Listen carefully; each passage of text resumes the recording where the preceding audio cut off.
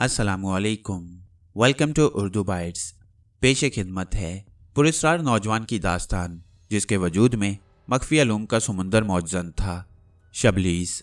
Episode 1। जदीद तरीन science भी इस बात की तस्दीक करती है कि इंसान के वजूद में ऐसी लातादाद कुव्वतें पोशीदा हैं जिन्हें अभी तक तलाश नहीं किया जा सका। कोई अनोखा वाक़या किसी इंसान से मंसूब होता है तो हम सब उस पर हैरत करते हैं और उसे फितरत से बईद कोई शय समझ लेते हैं। हालांकि ऐसी कोई बात नहीं होती। मादियत के साथ रूहियत भी मुसल्लम है और रूह को ज़िंदगी का जुज़ तकमील समझ लिया जाता है। हालांकि इसमें ना जाने क्या कुछ पोशीदा है। मैं आज तक खुद को नहीं जान सका कि मुझ में वो क्या बात थी कि जिसने मेरी पैदाइश को लोगों के लिए मुअम्मा बना दिया। एक कहानी है, एक तारीख है जिसे आपकी दिलचस्पी के लिए तफसीलवार बयान करना ज़रूरी है। मेरा ताल्लुक़ कस्बा सईदाबाद से है। आबा व अजदाद वहीं के रहने वाले थे। सारा ख़ानदान यहाँ मौजूद था। वालिद साहब अपने वालिदैन की तनहा औलाद थे। हाँ, मेरे दादा के 3 भाई और 2 बहनें थीं जिनकी फुलवारियों में बेशुमार फूल खिले हुए थे और यह ख़ानदान बहुत वसी था। गो हम सब बहुत करीबी रिश्तेदार थे, मगर उन लोगों ने एक नुमाया तफरीक रखी थी और एक नामालूम सी खलीज हमारे दरमियान हाइल थी। इसकी वजह शायद ये थी कि मेरे दादा ने मेरे वालिद साहब की शादी अपने ख़ानदान से अलग अपने एक दोस्त की बेटी से की और ख़ानदान की बहुत सी लड़कियों को नज़रअंदाज कर दिया। ये बात ही झगड़े का बाइस बन गई और वो सब कुछ अलग अलग से रहते थे। शादी ब्याह की तकरीबात में हमें भी शरीक किया जाता था, लेकिन उन लोगों में आपस में जो यगानगत थी उसका इजहार हमारे साथ नहीं किया जाता था। दादा ने वफ़ात के बाद कुछ ज़मीनें हमारे लिए छोड़ी थीं जो हमारी कफ़ालत करती थीं। वालिद साहब ने अपनी तन्हाई को बुरी तरह महसूस किया और अपनी औलाद को इस एहसास से बचाने के लिए जिहाद शुरू कर दिया। वह सचमुच इस मैदान के बहुत बड़े मुजाहिद साबित हुए। चुनाचे मेरे 9 भाई और 6 बहनें आलमे वजूद में आए और इस बस्ती में रिकॉर्ड कायम हो गया। इसके बाद मेरा भी कोई नंबर था। ऐसे हालात में नंबर याद रखने की ज़रूरत किसे होती है और ये मसरूफ़ ज़िंदगी इसकी मोहलत भी कहाँ दे सकती थी। मैं जो बातें बयान कर रहा हूँ वो होश संभालने के बाद मेरे इल्म में आई थीं। अलबत्ता आप शायद इस बात पर यकीन न करें कि मुझे अपनी पैदाइश का पहला दिन भी याद है। दूसरों की सुनाई हुई कहानियाँ अपनी जगह, मेरा अपना तजुर्बा एक ठोस हकीकत रखता है। वालिद साहब ज़मीनों पर मसरूफ़ रहते और वालदा घर के मामूलात संभाले रहती। चुनाचे मेरी पैदाइश भी एक मामूल थी जिस पर किसी को हैरत नहीं हुई, जिसके लिए कोई एहतमाम ना हुआ। वही लगा बंदा अमल, मखसूस लोग जो जानते थे कि क्या होने वाला है। वालिद साहब शाम को वापस आए तो उन्हें इल्म हो गया कि यहाँ आकिल रफ़ीक भी इस दुनिया में वारिद हो गए हैं। इतनी औलादों के लिए नाम का मसला भी पैदा हो जाता है। जाहिद, वाहिद, शाहिद, माजिद के नामों का काफिया कुछ टेढ़ा हुआ तो फासिल, आमिल, कामिल का सिलसिला जारी हो गया जो अब आकिल तक पहुंच गया। आइंदा के लिए जाहिर है बुजुर्गों ने गौर खोज शुरू कर दिया। तो जनाब ये थी सूरत हाल। मैं अपने घर की अफरा तफरी देख रहा था। वालदा साहिबा ने बच्चों की शरारतों पर अब अरे कमबख्तों तक कहना छोड़ दिया और खामोशी से इस हंगामे को देखने की आदत डाल ली। मगर मुझे दुनिया को समझने के लिए सुकूत और खामोशी दरकार थी।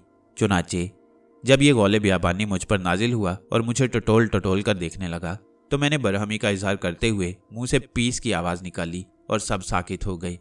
मैंने उन्हें घूर कर देखा और कहा कि कमबख्त, शराफत भी कोई चीज़ होती है, दफ़ा हो जाओ और मुझे सोने दो। वो सब कान दबाकर बाहर निकल गए। जिंदगी की गाड़ी आगे बढ़ी। माँ बेचारी उन सारे जानवरों को पालने में सुबह से शाम तक मसरूफ़ रहती थीं। आटे के अंबार की रोटियां पकानी पड़ती थी उसे, सालन की एक देग चढ़ती, घर की साफ सुथराई वाजिबी सी होती। कुछ लड़कियां हाथ बटा लेती थीं। मुझे भी माँ की तवज्जो नहीं मिलती थी और बार बार मुझे उसे टोकना पड़ता। ऐसे औकात में वो बुरी तरह हैरान रह जाती। बाज़ औकात ऐसा होता कि माँ सालन पका रही होती और मुझे भूख लगती तो मैं माँ से कहता, मुझे दूध पिलाए कितने घंटे गुजर गए हैं, कुछ याद है? और वो हक्का बक्का कफगीर हांडी में छोड़कर मेरे पास आ जाती। एक रात उसने वालिद साहब से कहा, सुनते हो? क्या बात है? एक बात कहना चाहती थी तुमसे बहुत दिन से। तुमने कोई ख़ास बात महसूस की है घर में? वालिद साहब ने झुल्लाए हुए अंदाज में माँ को देखा और बोले, ये घर तो हमेशा ही किसी न किसी खास बात का हामिल रहता है। ये सारे खास नहीं हैं क्या जो हर साल बगैर इतला के चले आते हैं? कैसी बातें करते हो? बच्चे तो खुदा की देन होते हैं। और फिर माँ शायद शर्म की वजह से वो सब कुछ नहीं कह पाती थी जो कहना चाहती थी। वालिद साहब मुस्कुरा उठे और बोले, खैर, क्या कोई ख़ास बात सुनाना चाहती हो? ये अपना अकील है ना? कौन सा अकील? वालिद साहब ने सवाल किया। मजाक किए जाओगे, मैं नन्हे आकिल की बात कर रही हूँ। अच्छा, हाँ ठीक। खैर, वालिद साहब ने कहा, ये कुछ अजीब नहीं है? फिर वही बात, अब क्या कहूँ, सब ही अजीब हैं। समझ में नहीं आता कि इन लोगों ने क्या प्रोग्राम बनाया हुआ है। चलो छोड़ो, उसमें क्या अजीब बात है, बस मुझे डर लगने लगा है उससे। खूब खुशी हुई है सुनकर। कोई तो ऐसा है जिससे तुम डरती हो, वालिद साहब बोले। नहीं, आप संजीदगी से बात नहीं सुनते। कुछ ऐसा है कि मुझे यूं महसूस होता है जैसे वो बोलता है। ऐसा ही महसूस होगा। एक दो और हो जाने दो, उसके बाद तुम्हें ये सब बोलते हुए महसूस होंगे। क्या बोलता है ये? वालिद साहब ने कहा। बस यूं लगता है जैसे इसकी आंखें बोलती हैं, जैसे यह सबसे कुछ ना कुछ कहता है। मुझसे दूध मांगता है और मैं बहुत दूर बैठी हुई होती हूँ कि मुझे इसकी एक अजीब सी आवाज़ सुनाई देती है। मुझे दूध नहीं दोगी क्या? बस इसी तरह अगर कभी नींद आ रही होती है तो ये मुझसे कहता है कि मुझे नींद आ रही है, सुला दो। अब देखो ना, अभी महीना भर पूरा नहीं हुआ है मगर मैं इसकी आवाज़ सुनती हूँ। वालिद साहब ने संजीदगी से कहा। कुछ देर सोचते रहे, फिर बोले, ठीक है, मैं हकीम इक़्तिदार हुसैन के पास चला जाऊंगा। कोई ना कोई दवा दे देंगे तुम्हारे लिए। मेरे लिए? तो फिर और किसके लिए दवा लाऊं? क्योंकि मुझे तो इसकी आवाज़ आज तक नहीं सुनाई दी। गोया आप समझ रहे हैं मैं पागल होती जा रही हूँ। अरे नहीं नहीं, अभी ऐसा कैसे मुमकिन है? अभी तो तुम्हें ना जाने इस जिंदगी में क्या क्या कुछ करना है। वालिद साहब ने माँ की बात बिल्कुल संजीदगी से नहीं सुनी। वक्त गुजरता गया। एक दिन मुझे बुखार आ गया और खासा तेज बुखार हो गया। वालिदा साहिबा घबरा गईं। वालिद साहब को खुसूसी तौर पर इतला दी गई। अभी और कोई ऐसा न था जो मुझे डॉक्टर के पास ले जाता। वालिद साहब ही को ये काम सारे अंजाम देना था। चुनाचे वो आए और मुझे एक बड़े भाई के साथ लेकर डॉक्टर की दुकान की जानिब चल पड़े। डॉक्टर साहब भी बेचारे इलाके जैसे ही थे, या फिर उस इलाके में तनहा थे, क्योंकि उनके पास खासा रश लगा रहता। वालिद साहब मुझे गोद में लेकर बैठ गए और अपनी बारी का इंतजार करने लगे। लेकिन मुझे यहाँ बैठे बैठे गुस्सा आने लगा। मैंने उस शख्स की तरफ देखा जो मुझे दवा देने वाला था। वो दूसरे लोगों को देख रहा था। तब मैंने गुस्से से कहा, तुझे शर्म नहीं आती? मुझे देख, मुझे कितना शदीद बुखार हो रहा है। डॉक्टर साहब जो एक आला कानों से लगाए हुए थे बुरी तरह उछल पड़े और आला उनके कानों से निकल गया। उन्होंने परेशान निगाहों से इधर उधर देखा, चंद लम्हात देखते रहे और फिर आला दोबारा उस शख्स के सीने से लगा दिया जिसे वो पहले देख रहे थे। मैंने फिर गुर्राती हुई आवाज़ में कहा, मैं तेरा हुलिया बिगाड़ दूंगा डॉक्टर, वरना पहले मुझे दवा दे दे। इस बार डॉक्टर साहब ने आला उतार कर कानों से रख दिया और फिर इधर उधर देखने लगे। फिर उनकी निगाहें मुझ पर मरकूज हो गईं और सहरज़दा सा मेरे पास आ गई। उन्होंने वालिद साहब को देखा और आहिस्ता से बोला, आपका बच्चा है ये? जी हाँ। आइए ज़रा इधर आ जाइए, उन्होंने कहा और वालिद साहब मुझे लेकर उनके पास पहुंच गए। डॉक्टर साहब ने मेरी नब्ज़ देखी, सीना देखा, आंखें देखी और वालिद साहब से बोले, बुखार है इसे, कोई ख़ास बात नहीं है, मौसमी बुखार हो गया है, तेज़ हवाओं से बचाइए, मगर ये मेरा मतलब है कुछ अजीब सी बात है, कमाल है। डॉक्टर साहब जैसे खुद से बोल रहे थे। मुझे दवा दे दी गई। डॉक्टर साहब की समझ में शायद कुछ आया ही नहीं था, लेकिन बाहर तौर मेरी तबीयत ठीक हो गई। जिंदगी के शब रोज़ गुजरते रहे और मैं अपनी इस दुनिया में मस्त रहा। एक एक को ठीक कर दिया था मैंने। बड़ी शरारतें हुआ करती थी इस घर में, खूब हंगामे होते थे। मैं कहता था कि चलो ठीक है, तुम लोग बच्चे हो, जो तुम्हारा दिल चाहे करो, लेकिन जब मेरे सोने का वक्त हो तो शोर ना मचाओ। और वो लोग जब नहीं मानते थे तो फिर मुझे उन्हें डांटना पड़ता। मेरी एक आवाज़ ही उनके लिए काफ़ी होती। हालांकि ये आवाज़ कभी भी कोई आहंग इख्तियार नहीं कर सकी। बस मैं गुस्से से उन्हें देखता और कहता, खामोश हो जाओ, वरना तुम्हारे साथ जो कुछ करूँगा वो तुम्हारे तसव्वुर से भी बाहर होगा। और वो सहम कर खामोश हो जाया करते। माँ भी किसी कदर हैरान थी, क्योंकि ये शरारतें जो वो आज तक रोक नहीं सकी थीं अचानक इस तरह ख़त्म हो जाती जैसे उन खिलौनों की चाबी ख़त्म हो गई हो। वो सब कोनों खुदरों में छुप जाया करते और न जाने उनके अपने अंदाज क्या हुआ करते थे। बहरहाल मेरी नींद पूरी हो जाती। वक्त गुजरता रहा और अब मुझ में भी काफ़ी समझदारी आ गई। घर के माहौल को मैं पूरी तरह जान चुका था। हालांकि मेरी उम्र अभी तकरीबन 3-3.5 माह थी, लेकिन मैं पड़ोसियों तक को पहचानने लगा। घर में आने जाने वाले, घर में मौजूद और बाहर के वो लोग जिन्हें मैंने एक निगाह देखा था। रिश्तों नातों की मुझे अभी कोई तमीज़ नहीं थी, बस मैं चेहरों का शनासा था और बाज़ औक़ात अपने किसी पसंदीदा चेहरे को बहुत दूर से आवाज़ दे लिया करता और इसके नतीजे में जो मेरी मतलूबा शख्सियत होती वो अपने घर से आ जाती और अजीबोगरीब दास्तानें बयान करती, जिनमें यही तज़किरा होता कि अचानक ही वो बैठी हुई थी कि उसे एक आवाज़ सुनाई दी, आओगी नहीं क्या? और वह उठकर आ जाती। ये आवाज़ किसकी होती ये वो कभी नहीं बता सकती। माँ ऐसी कहानियों पर खुश खोंटों पर ज़ुबान फेर कर रह जाती, क्योंकि ये कहानियाँ तो खुद उनकी ज़िंदगी से मुतल्लिक हो चुकी थीं। फिर हमारे घर पर एक नई उफ्ताद पड़ी और वालिद साहब बेचारे बेहाल हो गए। इलाके के सबसे बड़े जिम्मेदार ने उन ज़मीनों पर दावा कर दिया जो वालिद साहब की मलकियत थीं, और इसके लिए उसने बड़े पैमाने पर कार्रवाई की और तमाम ऐसे सबूत मुहैया कर दिए जिससे ज़मीनें उसकी मलकियत करार दी जा सकती थीं। वालिद साहब बुरी तरह परेशान हो गए। मुकदमा चला, पुलिस आई, सब कुछ हुआ, और इसके बाद वालिद साहब ज़मीनों का ये मुकदमा हार गए क्योंकि अपनों ने गद्दारी की। आस्तीन के सांप आस्तीन से बाहर निकल आए और उस वक्त ये इजहार हो गया कि हमारे ख़ानदान वाले हमसे वाकई बुरी तरह जलते हैं। वो अब तक जिस अंदाज में हमसे मिलते रहे थे उसमें बुग़्ज़ था, कीना था, और अब उन्होंने खुलकर ज़िम्मेदार का साथ दिया, जिसके नतीजे में वालिद साहब को ज़मीनों से बेदखल होना पड़ा। उधर हम सब थे, पूरी फ़ौज की फ़ौज, और हमें पालना था। एक छोटा सा घर था और ज़रिया माश सब कुछ ख़त्म हो चुका था। चुनाचे वालिद साहब बीमार होकर बिस्तर से जा लगे।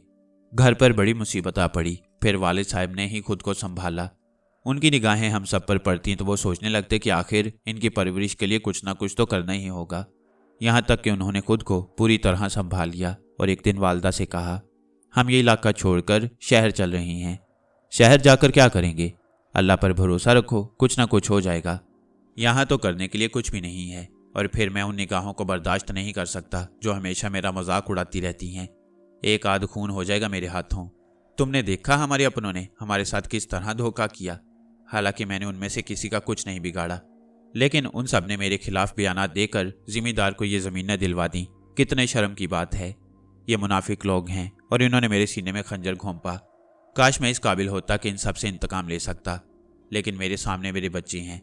अगर कोई जज्बाती कदम मैंने उठा लिया तो ये बच्चे बेयारो मददगार हो जाएंगे। घर में जो कुछ भी है उसे बांधो, कीमती चीज़ें संभाल कर रखो, बाकी तमाम चीज़ें फ़रोख्त कर दो। मोहल्ले वाले ये सारी चीज़ें खरीद लेंगे। मैं इस घर को बेचने का इंतज़ाम करता हूँ। एक मरतबा हाजी साहब ने मुझसे इस बारे में कहा था। माँ ने तशवीश ज़दा निगाहों से वालिद साहब को देखा और बोली, मगर शहर जाकर भी क्या करोगे? कहा ना भगवान कुछ ना कुछ कर ही लेंगे, अल्लाह मालिक है। मगर अब यहाँ नहीं रह सकता मैं। जो सूरत हाल है वो तुम्हें बता चुका हूँ। वालदा साहिबा खामोश हो गईं और फिर वही हुआ जो वालिद साहब की मर्जी थी। जाहिर है मैं इस सिलसिले में क्या मदाखलत कर सकता था। अभी तो इन सारी बातों का मुझे कोई इल्म ही नहीं था, लेकिन मैं देखता था, सोचता था, समझता था। हाँ, वो जो कुछ कर रहे थे इसमें भला मैं क्या दखल अंदाजी कर सकता था? और फिर दखल अंदाजी करने का कोई जरिया भी नहीं था मेरे पास। चुनाचे ये सब कुछ हो गया और फिर एक दिन हम रेलवे स्टेशन पहुंच गए। जो कुछ भी किया वालिद साहब ने किया। मैं हर मामले में मदाखलत तो नहीं कर सकता था। चुनाचे हम सब इंसानों से भरी हुई उस रेल के एक डिब्बे में दाखिल हो गए। चूंकि हमारे साथ बेशुमार अफराद थे और रेल का डब्बा महदूद, चुनाचे हमें बैठने के लिए जगह न मिल सकी। बमुश्किल तमाम वालदा साहब को एक गोशे में बैठने को जगह मिल गई। बाकी सब खड़े हुए थे। वालिद साहब भी परेशान नजर आ रहे थे। लोगों ने हमें नफरत की निगाहों से देखा। इतने सारे अफराद एक रेल के डिब्बे में घुस आए थे। टिकट भी अफरा तफरी में खरीदा गया था, इसलिए बैठने की जगह नहीं मिल सकी। मैं अपनी वालदा की गोद में था। अब इतना बड़ा ज़रूर हो गया था कि जो चीज़ देखता उसे निगाहों में भर लेता, लेकिन मेरे अंदर जो सोचने समझने की कुव्वतें थीं न जाने कितने गुना आगे थीं। हर चीज़ मेरे जहन में अपनी असल शक्ल में आ जाती थी और मैं उस पर गौर कर लिया करता। इस कुव्वत को मैं अभी कोई नाम नहीं दे सकता था, क्योंकि मेरे पास जुबान नहीं थी, मैं बोल नहीं सकता था। मैं अभी इतना बड़ा नहीं था कि बातचीत कर सकूं, लेकिन हर बात मेरी समझ में खुद ब खुद आ जाती। मैंने दिल में सोचा कि मेरे बहन भाइयों को किस कदर तकलीफ़ हो रही है। इन्हें बैठने के लिए जगह मिलनी चाहिए। ये इतने इतने बड़े लोग आराम से मज़े से बैठे हुए हैं। मैंने उनमें से एक को देखना शुरू कर दिया और ये अंदाज़ा लगा लिया कि किस किस को अपनी जगह से उठाना है। चुनाचे मैंने उनसे कहा, तुम लोग इन छोटे छोटे बच्चों को बैठने के लिए जगह दे दो। कितनी बुरी बात है कि ये मासूम बच्चे खड़े हुए हैं और तुम मज़े से अपनी जगह आराम कर रहे हो। सुनो, तुम में से हर शख्स को वही करना चाहिए जो मैं कह रहा हूँ, और इसके बाद भला कैसे ना होता। अब तक का तो यही तजुर्बा था मुझे कि मेरी हर बात को तस्लीम किया जाता। सबसे पहले उनमें से एक ने उठकर मेरे दो भाइयों को अपनी जगह बिठा दिया। उसकी देखा देखी दूसरा, तीसरा, चौथा और फिर तमाम लोग जिन जिन को मैंने जहनी तौर पर हुक्म दिया अपनी जगह से उठ गए और मेरे तमाम बहन भाइयों को बैठने की जगह मिल गई। वालिद साहब उन लोगों के बेहद ममनून थे और उनका शुक्रिया अदा कर रहे थे। आखिरी आदमी ने वालिद साहब को बैठने की पेशकश की तो वालिद साहब किसी कीमत पर तैयार नहीं हुए और उन्होंने कहा, नहीं जनाब, आप लोगों ने मेरे ऊपर जो एहसान किया है उसके लिए मैं पहले ही बहुत शर्मिंदा हूँ। बस आप तशरीफ़ रखिए। बमुश्किल तमाम वालिद साहब ने उस शख्स को बिठाया, लेकिन वो काफ़ी उलझा उलझा नज़र आ रहा था, क्योंकि ये भी उन लोगों में से था जिन्हें मैंने हुक्म दिया। उसकी समझ में कुछ नहीं आ रहा था कि वो ये इशार क्यों दे रहा है, लेकिन बस उसे ये सब कुछ करना था। फिर मुझे नींद आ गई और मैं अपनी माँ की आगोश में सो गया। रेल का ये सफ़र ना जाने कितना तवील था, लेकिन अब मेरे बहन भाइयों को कम से कम तकलीफ नहीं थी। वाले साहब का उस शख्स से मामला चल रहा था। कभी वो आराम करने लगता और कभी वाले साहब को बैठने की जगह दे देता। खुदा खुदा करके ये सफ़र ख़त्म हुआ और फिर हम एक और रेलवे स्टेशन पर उतर गए। ये बहुत बड़ा शहर था और यहाँ चारों तरफ हंगामा खेजियाँ थीं। वाले साहब सहमे सहमे अपने बच्चों की फौज मुआ बेगम साहिबा के हौले हौले रेलवे स्टेशन से बाहर निकल आए। एक कितार थी जो उनके साथ साथ चल रही थी। सबसे आगे वो रेलवे इंजन की तरह मौजूद थे। उसके पीछे हम बहन भाइयों के डिब्बे लगे हुए थे और आखिर में लगेज के तौर पर वालदा साहिबा थीं, जो मुझे अपने कंधे से लगाए साथ साथ चल रही थीं। वाले साहब को पता नहीं शहर के बारे में पहले कुछ मालूमात हासिल थी या नहीं। वैसे हमारा अपना शहर भी अच्छा खासा था। शहर क्या, वो तो कस्बा था, लेकिन जिंदगी की वो दौड़ वहाँ मौजूद नहीं थी जो यहाँ नजर आ रही थी। कारें, मोटरें, बसें और ना जाने क्या क्या। काफ़ी फासले पर ऊंची ऊंची बिल्डिंगें भी नजर आ रही थीं। मेरे लिए इस दुनिया के बारे में सोचने की कोई गुंजाइश नहीं थी। अब इतना भी जहन आगे नहीं बढ़ा था कि मैं इस दुनिया पर गौर करने लगता। बस एक तस्वुर था मेरे जहन में जो आज मुझे अमली शक्ल में महसूस होता है। बाहर तौर हम वहाँ से आगे बढ़े और इसके बाद कोई ऐसी जगह मुंतखब की जाने लगी जहाँ बैठकर कुछ देर सस्ता लिया जाए। मैं अपनी दुनिया में मस्त था। मेरे लिए दूध तैयार था। चुनाचे माँ मुझे एक दरख्त के नीचे बैठकर दूध पिलाने लगी और हमारे तमाम भाई बहन वहीं पर बैठ गए। वालिद साहब माँ के पास आ बैठे। उन्होंने परेशान लहजे में कहा, इस शहर के बारे में मैंने सिर्फ सुना था और ये पता चला था मुझे कि यहाँ पर अमीर व गरीब अपनी ज़िंदगी बआसानी बसर कर लेता है, लेकिन इसे देखकर तो मैं वहशत ज़दा हो गया हूँ। यहाँ हमें कहाँ जगह मिल सकती है? मैं क्या जानूँ, मुझे तो कभी शहर आने का इत्तेफाक ही नहीं हुआ। सारी ज़िंदगी उसी कस्बे में गुजार दी। ये तो वाकई मुझे तो यहाँ डर लग रहा है। अजीबोगरीब शहर है। ऐसा लगता है सब लोग किसी मुसीबत में गिरफ्तार हों और भागे दौड़े जा रहे हों। शहरी ज़िंदगी ऐसी ही होती है, लेकिन बड़ा परेशान हूँ मैं। अब ये बताओ करूँ क्या? मुझे तो कुछ भी नहीं मालूम। क़याम के लिए होटल हुआ करती हैं, लेकिन हम होटल के कितने कमरे किराए पर हासिल करेंगे? पता नहीं उनके किराए क्या होते हैं। मालूम करो जाकर। हाँ अच्छा, मगर तुम यहाँ इत्मीनान से बैठी रहना। कोई कुछ भी कहे किसी की बात ना मानना। बच्चों को संभाले रखना, इधर उधर ना भागने पाए। ठीक है, मैं ऐसा ही करूँगी, वालदा साहिबा ने कहा और मैंने उनकी तायद करते हुए कहा, मजाल है जो इनमें से एक भी इधर उधर हो सके, समझे तुम? खबरदार, माँ बाप को परेशान करने की ज़रूरत नहीं। जहाँ बैठे हो वहाँ से हिलने की कोशिश ना करना। और मेरे भाई बहन पथरा कर रह गए। वह पत्थर के बुत की मानंद साकित हो गए थे। वालिद साहब एक निगाह उन सब पर डालकर चल पड़े। वालदा साहिबा की आंखों से आंसू टपक रहे थे। मैंने उनके जहन में झांकने की कोशिश की। वो सोच रही थीं, हाय अल्लाह, क्या बुरी पड़ी है हम पर, क्या करें, कहाँ जाएं? मैंने उन्हें तसल्ली देते हुए कहा कि सब ठीक हो जाएगा, फिक्र न करें। और वह चौंक कर मेरी सूरत देखने लगी। फिर उनके होंठों से आहिस्ता से निकला, पता नहीं तू क्या है? तेरी आवाज़ मेरे कानों में गूंजती है, जैसे जैसे तू बोलता है। मगर अब देखना यह है कि होता क्या है। वालिद साहब तकरीबन 2 घंटे के बाद वापस आए। इस दौरान वालदा सख्त परेशान बैठी रही थी। अलबत्ता वो हैरत से बार बार मेरे बहन भाइयों को देखती, जिन्होंने आपस में गुफ्तगू तक नहीं की थी, बल्कि खामोशी से खला में निगाहें जमाए हुए बैठे थे। वालिद साहब ने आकर बताया कि बामुश्किल तमाम उन्हें एक होटल में कमरा हासिल हो सकता है। वो कहने लगे, यहाँ तो बड़ी खौफनाक सूरत हाल है। किसी भी कमरे का किराया 150-200 रुपये रोज़ाना से कम नहीं है। बामुश्किल तमाम एक गंदे से होटल में एक कमरा मिल सका है जिसका किराया 60 रुपये रोज़ाना है। ज़रा गौर करो, 60 रुपये रोज़ाना। वालदा साहिबा की आंखें शिद्दत हैरत से फैल गईं। उन्होंने खौफजदा लहजे में कहा, तो फिर क्या होगा? होगा क्या, हमें उस कमरे में क़याम करना पड़ेगा और उसके बाद यहाँ सबसे पहले किसी रिहाइश का बंदोबस्त करना पड़ेगा। किराए पर कोई मकान मिल जाए तो अच्छा है, वरना रोज़ यहाँ गुजारा करेंगे। मैंने ये तमाम बातें इस अंदाज में नहीं सोची थीं। वालदा साहिबा बेचारी ने कोई जवाब नहीं दिया। वालिद साहब शायद उस कमरे को बुक कर आए थे और उसका एडवांस वगैरह भी दे आए थे। चुनाचे ये चुंटियों की कितार चल पड़ी। मुझे समेत कुल 18 अफराद थे, जिनमें 2 वालिद और वालदा साहिब थे और 16 बच्चे। हम लोग जब उस गंदे से होटल में दाखिल हुए तो वहाँ मौजूद हर फर्द हमें देखने लगा। साजो सामान किसी खास शक्ल में नहीं था। टीन के 2 संदूक थे जो वालिद साहब ने अपने दोनों हाथों में लटकाए हुए थे। कपड़ों की गठरियाँ बनाई गई थीं। वालदा साहिबा मुझे उठाए हुए थीं, इसलिए कोई और सामान उनके पास नहीं था। हम होटल में दाखिल हुए। वो तमाम लोग हैरत से आंखें फाड़ फाड़ कर हमें देखने लगे। सीढ़ियाँ चढ़ना पड़ी और इसके बाद पतली सी राहदारी से गुजरकर हम उस कमरे के दरवाजे पर पहुंच गए। लोग दरवाजे खोल खोल कर हमें झांक रहे थे। वो दरवाज़ा खोला गया जो हमारे कमरे का था। उस कमरे में एक पलंग पड़ा हुआ था। एक तरफ एक अलमारी नुमा शय रखी हुई थी, एक तरफ 2 कुर्सियां रखी हुई थी जिनके दरमियानी हिस्सों में सुराख हो चुके थे, एक छोटी सी मेज, और बस ये थी उस कमरे की कुल कायनात। कमरा ज़्यादा से ज़्यादा 10 बाई 12 फुट का होगा। बाहर तौर हम उस कमरे में घुस गए और वहाँ तिल धरने की जगह न रही। एक आदमी चंद लम्हात के बाद हमारे पास पहुंचा और उसने वालिद साहब को इशारे से दरवाजे से बाहर बुलाया। वालिद साहब बाहर पहुंच गए। थोड़ी देर तक उनके दरमियान बातें होती रहीं और वालिद साहब किसी कदर गुस्से के आलम में अंदर दाखिल हुए। अंदर आकर उन्होंने कुछ नहीं कहा, लेकिन थोड़ी देर के बाद फिर कुछ हुआ और इस बार 2 आदमी अंदर आए। एक तो वो था जिसने पहले वालिद साहब को इशारे से बाहर बुलाया और उसके साथ एक ज़रा बाबू किस्म का आदमी। उसने वालिद से कहा, जनाब अली, आप मेरा मतलब आपने इन सब के लिए कमरा हासिल किया है? जी हाँ। फिर? नहीं जनाब, बिल्कुल नहीं, सवाल ही पैदा नहीं होता। ये कमरा सिर्फ एक आदमी के लिए है, सिंगल बेड है, आप समझे? क्या सिंगल बेड भाई? मुझे तो कुछ भी नहीं मालूम। ये एक बिस्तर देख रहे हैं आप, ये सिर्फ एक आदमी के लिए है। 2 आदमियों के लिए डबल बेड लेना पड़ता है। लेकिन आप तो माशाल्लाह पूरी बटालियन के साथ यहाँ तशरीफ लाए हैं। आपने ये बात नहीं कही थी। हम इस बटालियन के लिए ये कमरा नहीं दे सकते। कैसी बातें कर रहे हैं आप? क्या आप बाल बच्चों वाले नहीं हैं? बाल बच्चों वाले ज़रूर हैं, लेकिन फौजी नहीं हैं। उस शख्स ने भी तल्ख लहजे में जवाब दिया।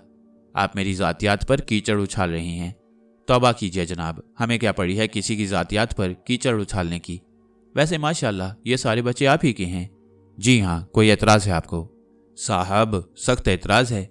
कम अज़ कम मुझे होटल में इन तमाम अफराद के साथ क़याम करने पर शदीद एतराज़ है। हमारे होटल का सत्यानाश हो जाएगा। भला गौर फरमाइए, माशाल्लाह कितने अफराद हैं? भला ज़रा गिनना मियाँ, उस शख्स ने अपने साथी से कहा और वो बड़ी ज़ोर ज़ोर से हम सबको गिनने लगा। उसके बाद बोला, जी कुल 18 अफराद के लिए आपने एक छोटा सा कमरा हासिल किया हजूर अली। इन 18 अफराद के लिए आपको 18 कमरे हासिल करने चाहिए थे। चलिए बच्चों की मुनासबत से कम 6-7 कमरे तो हासिल कर लेते। आपने एक कमरा लेकर इसे क्या बना दिया है? तौबा तौबा, खुदा की पनाह। बराए करम ये अपना एडवांस वापस ले लीजिए और फ़ौरन हमारा होटल छोड़ दीजिए। वालिद साहब बेबसी से सूरत देखने लगे। फिर खुश आमदाना लहजे में बोले, भाई बात तो सुनो, हम अजनबी हैं। तुम्हारे शहर में 2-4 दिन क़याम कर लेने दो, उसके बाद कोई ना कोई बंदोबस्त कर लेंगे। अब ये छोटे छोटे बच्चे हैं, कहाँ जाएंगे? मगर मैं पूछता हूँ, ये बच्चे आप लाए कहाँ से? ताज्जुब है, माशाल्लाह काफ़ी बड़ी तादाद है। आपने इसके अलावा और कोई काम नहीं किया ज़िंदगी में? देखिए ये मेरा ज़ाती मामला है, आप बदतमीज़ी की हद में दाखिल हो गए हैं। नेक मशवरा है मेरा आपके लिए, आप सबको जुम्मा बाज़ार ले जाइए और मुनासिब कीमत पर फ़रोख्त कर दीजिएगा, वरना खुद फ़रोख्त हो जाएंगे। बराहे करम अब ये कमरा छोड़ दीजिए, हमारे होटल को चिड़ियाघर ना बनाइए। अगर आपने फौरी तौर पर यह ना किया तो फिर मैं मजबूर हो जाऊंगा। सारे वेटर्स को भेजकर आपका ये सामान वगैरह बाहर फेंकवा दूंगा और जो कुछ भी नतीजा होगा वो आपकी अपनी जिम्मेदारी पर होगा। वालिद साहब ने बेबसी से वालदा साहिबा की तरफ देखा और इसके बाद एक बार फिर बच्चों की कितार लग गई। सबसे आगे वालिद साहब एक हारे हुए कमांडर की मानंद और सबसे पीछे वालदा साहिबा, दरमियान में हर बच्चा कितार में चल रहा था। इस तरह ये होटल से बाहर निकल आए। एडवांस की रकम वालिद साहब को वापस कर दी गई। अब यहाँ से बेबसी का दूसरा सफ़र शुरू हो गया और यह सफ़र काफ़ी तवील रहा। वालदा साहिबा थक गईं और बच्चे भी पैदल चलने से किस्मिस आने लगे। तब वालिद साहब को एक बोर्ड नज़र आया जिस पर लिखा हुआ था, मकानात किराए पर हासिल कीजिए, शेर गुलाम अहमद, प्रॉपर्टी डीलर। वालिद साहब तेज़ी से उसकी जानिब बढ़ गए और थोड़ी देर के बाद हम सब उस ऑफिस के सामने जमा हो गए। अंदर मौजूद लोग हमें देखने लगे, वो समझे शायद कोई मुजाहरा करने आया है। फिर उनमें से एक आदमी बाहर निकल आया और वालिद साहब आजिज़ी से बोले, भाई एक घर किराए पर चाहिए इन सब के लिए। उस शख्स ने भी उसी तरह तमस्कराना अंदाज में पूछा, जी हाँ भाई, इनके लिए तो पूरा प्रोजेक्ट लेना पड़ेगा, आप एक घर का क्या करेंगे? देखिए मैं परेशान हाल आदमी हूँ, मुझे फौरी तौर पर कोई जगह दरकार है, मुसाफिर हूँ, बाहर से आया हूँ। भाई जगह तो मिल जाएगी, लेकिन कोई हॉस्टल मेरे पास किराए के लिए खाली नहीं है, ना ही फ्लैटों का कोई ऐसा मंसूबा जहाँ सारे फ्लैट किराए पर मिल रहे हों। मगर आपने तो लिख रखा है कि मकान किराए के लिए खाली हैं। वालिद साहब बोले, मकान किराए के लिए बेशक खाली मिल सकती हैं आपको, लेकिन कोई जहाज़ी हाउस किराए पर खाली नहीं है। मुआफ़ी चाहता हूँ, वालिद साहब वहां से भी आगे बढ़ गए और इसके बाद हमें मजीद सफ़र करने की शक्कत नहीं थी। चुनाचे जितनी दूर चल सके चले और इसके बाद एक जगह तलाश करके बैठ गए। यहाँ इमारतें बनी हुई थीं, खूबसूरत शानदार मकानात चारों तरफ बिखरे हुए थे। छोटे छोटे दरख्त उन मकानों के सामने लगे हुए थे। ऐसे ही दरख्तों की कितार के साए में एक बार फिर हम लोग बैठ गए और वालिद साहब बेबसी से हाथ मल रहे थे। उन्होंने उदास लहजे में कहा, अब क्या करूं? मैं क्या बताऊं? वालदा साहिबा ने रुंधी हुई आवाज में कहा। शाम हो चुकी थी, तारीकियां तेजी से उतरती आ रही थीं। आसमान पर बादलों के टुकड़े जमा होना शुरू हो गए और जरा सी देर में उन बादलों ने तारीक शक्ल इख्तियार कर ली और फिर उस तारीकी से रहमत खुदाबंदी टपकने लगी। मौसम वैसे भी सर्द ही था और ऊपर से बारिश की ये बूंदें जिस्म के जिस हिस्से पर पड़ती यूं लगता जैसे सर्दी बदन में उतर गई हो। वालदा साहिबा ने मुझे लपेटकर सीने से भींच लिया। बाकी बच्चे बारिश में भीग रहे थे। वालिद साहब भी बेबस बैठे हुए आसमान की जानिब देख रहे थे। रात हो गई और रोशनियां जल उठी। मध्यम रोशनियों में ये फाका कुछ खानदान दरख्तों के नीचे बैठा हुआ था। कुछ लोगों ने हमें देखा भी, लेकिन किसी ने कोई तवज्जो नहीं दी। सामने एक खूबसूरत इमारत नजर आ रही थी जिसमें रोशनियां जगमगा रही थीं। मेरी नजरें उस इमारत की जानिब उठ गईं और फिर ना जाने किस तरह मैं परवाज करता हुआ अंदर पहुंच गया, या फिर ये सिर्फ मेरा जहन था जिसकी परवाज उस इमारत तक हुई थी। वहां मैंने कुछ लोगों को देखा। एक खूबसूरत कमरे में मेज और कुर्सियों के गिर्द बैठे हुए खाना उड़ा रहे थे। मैंने दिल में सोचा कि मेरे ये बहन भाई भूखे हैं। हमने रेल में भी कुछ नहीं खाया। मेरे वालिदैन भी भूखे हैं और ऊपर से ये बारिश हो रही है। ये लोग कितने आराम से बैठे हुए हैं। उनमें एक मोटा ताज़ा आदमी था जिसकी आंखों पर चश्मा चढ़ा हुआ था। वो इत्मीनान से सामने रखे हुए खाने पर हाथ साफ कर रहा था। मैंने उससे कहा, तुम अंधे हो, देखते नहीं हो बाहर हम बारिश में पड़े हुए हैं और बदन भीग गए हैं और भूख लग रही है। उठो, अपनी जगह से फौरन उठो। मेरे उन बहन भाइयों को अंदर ले आओ, उन्हें रहने के लिए जगह दो और उनके खाने का बंदोबस्त करो। सुनो, तुमने सुना नहीं? और उस शख्स ने सुन लिया। वो साकित और जामिद अपनी जगह खड़ा हो गया। चंद लम्हात कुछ सोचता रहा और फिर उसने दरवाजे की जानिब कदम बढ़ाए। पीछे से एक उसी साइज की औरत बोली, अरे अरे, कहाँ चल दिए तुम? बारिश हो रही है, कहाँ जा रहे हो? भीग जाओगे। लेकिन उस मोटे आदमी ने कोई जवाब नहीं दिया। वो खामोशी से बारिश में भीगता हुआ बाहर आया। चंद लम्हात के बाद हमारे करीब पहुंच गया। उसने मेरे वालिद को देखते हुए कहा, आओ उठो, अंदर चलो, तुम बारिश में भीग रहे हो। वालिद साहब हैरान खड़े हो गए थे। उस शख्स ने फिर मशीनी अंदाज में कहा, चलो अंदर चलो, मैं तुम्हारी रिहाइश के लिए जगह का बंदोबस्त करता हूँ। आओ सब लोग मेरे साथ आ जाओ।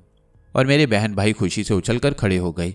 सामने वाली कोठी वाकई बेहद खूबसूरत थी जहाँ से ये शख्स निकल कर आया। बारिश में और अंधेरे में बहुत ज़्यादा तो नज़र नहीं आ रहा था, लेकिन वो हमें जहाँ लेकर गया था वो जगह ऐसी थी जो उन लोगों ने इससे पहले नहीं देखी थी। घर के दूसरे अफराद भी बाहर आए। मोटी औरत ने चीख कर कहा, अरे ये कौन लोग हैं, कहाँ से पकड़ लाए इन्हें? लेकिन उस शख्स ने कोई जवाब नहीं दिया। वो हमें इशारा करता हुआ आगे बढ़ रहा था और फिर एक बहुत बड़े कमरे में जहाँ बहुत मोटा कालीन बिछा हुआ था और जहाँ एक आतिशदान में आग सुलग रही थी, उसने हम सबको जमा कर दिया और वालिद साहब की तरफ रुख करके बोला, अपने लिबास आग से खुश्क कर लो, मैं तुम्हारे लिए खाने का बंदोबस्त करता हूँ। ये कहकर वो बाहर निकल गया। मेरी निगाहें उसका ताक़ुब कर रही थीं। वो तमाम लोग जो थोड़ी देर पहले मेज़ के गिर्द खाना खा रहे थे हैरान निगाहों से उस मोटे शख्स को देख रहे थे। एक खूबसूरत लड़की ने कहा, डैडी ये कौन लोग हैं, कहाँ से लाए हैं आप इन्हें? बाहर जाओ और रहीम खान से कहो कि फ़ौरन ही इन लोगों के लिए खाने का बंदोबस्त करे। जो कुछ भी घर में है फौरी तौर पर इंतज़ाम कर डाले। जाओ, और तुम लोग भी उनका हाथ बटाओ। मगर आखिर ये मैंने जो कुछ कहा तुमने सुना नहीं? मोटा आदमी करख्त लहजे में बोला और लड़की पांव पटकती हुई चली गई। फिर मोटी औरत उस शख्स के पास पहुंची। मैं पूछती हूँ कौन है ये लोग? चुप हो जाओ भगवान, बता दूंगा कौन है। मगर इन भीगे हुए गंदे मैले कुचाले लोगों को आपने बड़े हॉल में क्यों पहुंचा दिया है? इससे पहले कि तुम मेरे हाथों बुरे हाल में पहुंच जाओ, चली जाओ यहाँ से। जो कुछ मैं कर रहा हूँ करने दो। अजीब बात है, कहाँ तो इस कदर कंजूसी के घर के दस्तरख्वान पर 2 रोटियों से ज्यादा देखना पसंद नहीं करते, और कहाँ अभी ऐसी फराख दिली कि इस पूरे रेवड़ को पकड़ लाए हो। मैं कहता हूँ तुम जाओ और मेरी बातों में दखल मत दो, मोटे आदमी ने कहा। अरे मेरे जूते को गर्ज पड़ी है, तुम सब कुछ लुटा दो, मुझे क्या? मोटी औरत ने कहा और इसके बाद वहां से चली गई। बाहर तौर उस शख्स ने खुद ही खाने पीने के सामान की तैयारी की। फिर वहीं कालीन पर दस्तरख्वान बिछवाया और हम सब लोग दस्तरख्वान पर टूट पड़े। इस दौरान वालदा साहिबा ने सबके कपड़े उतार कर आतिशदान के सामने सुखाए थे। मैं बारिश से बचा हुआ था, लेकिन मुझे भी सर्दी लग रही थी। वालिद साहब बोले, सुनो, तुम इसे लेकर आतिशदान के सामने ही बैठी रहो। छोटा बच्चा है, कहीं सर्दी ना लग जाए। मुझे आग की गर्मी बहुत पसंद आई थी। सब लोगों ने खाना वगैरह खा लिया और इसके बाद उस मोटे कालीन वाले फर्श पर हम लोग लंबे लंबे दराज हो गए। मेरी ये कोशिश कारगर रही। बाहर तो और सोने के बाद कुछ याद नहीं रहता, लेकिन दूसरे दिन सुबह को उस वक्त जब हम लोगों ने नाश्ता वगैरह कर लिया तो मोटे आदमी ने वालिद साहब से कहा, मेरे अजीज, मेरे दोस्त, मेरे भाई, अब क्या हुक्म है मेरे लिए? जी, मैं समझा नहीं। मेरा मतलब है अब जाओ, हमारी जान छोड़ो। बारिश बंद हो गई है, रात भर की मेहमान नवाजी कर ली और जो कुछ भी मुमकिन था हो चुका है। अब तो जान छोड़ दो। जनाब किबला, मैंने तो आपसे पहले भी अर्ज नहीं किया था। आप ही के दिल में रहम जाग उठा था और आप हमें यहाँ ले आए। पागल हो गया हूँ मियाँ, कभी कभी दिमागी दौरे पड़ते हैं।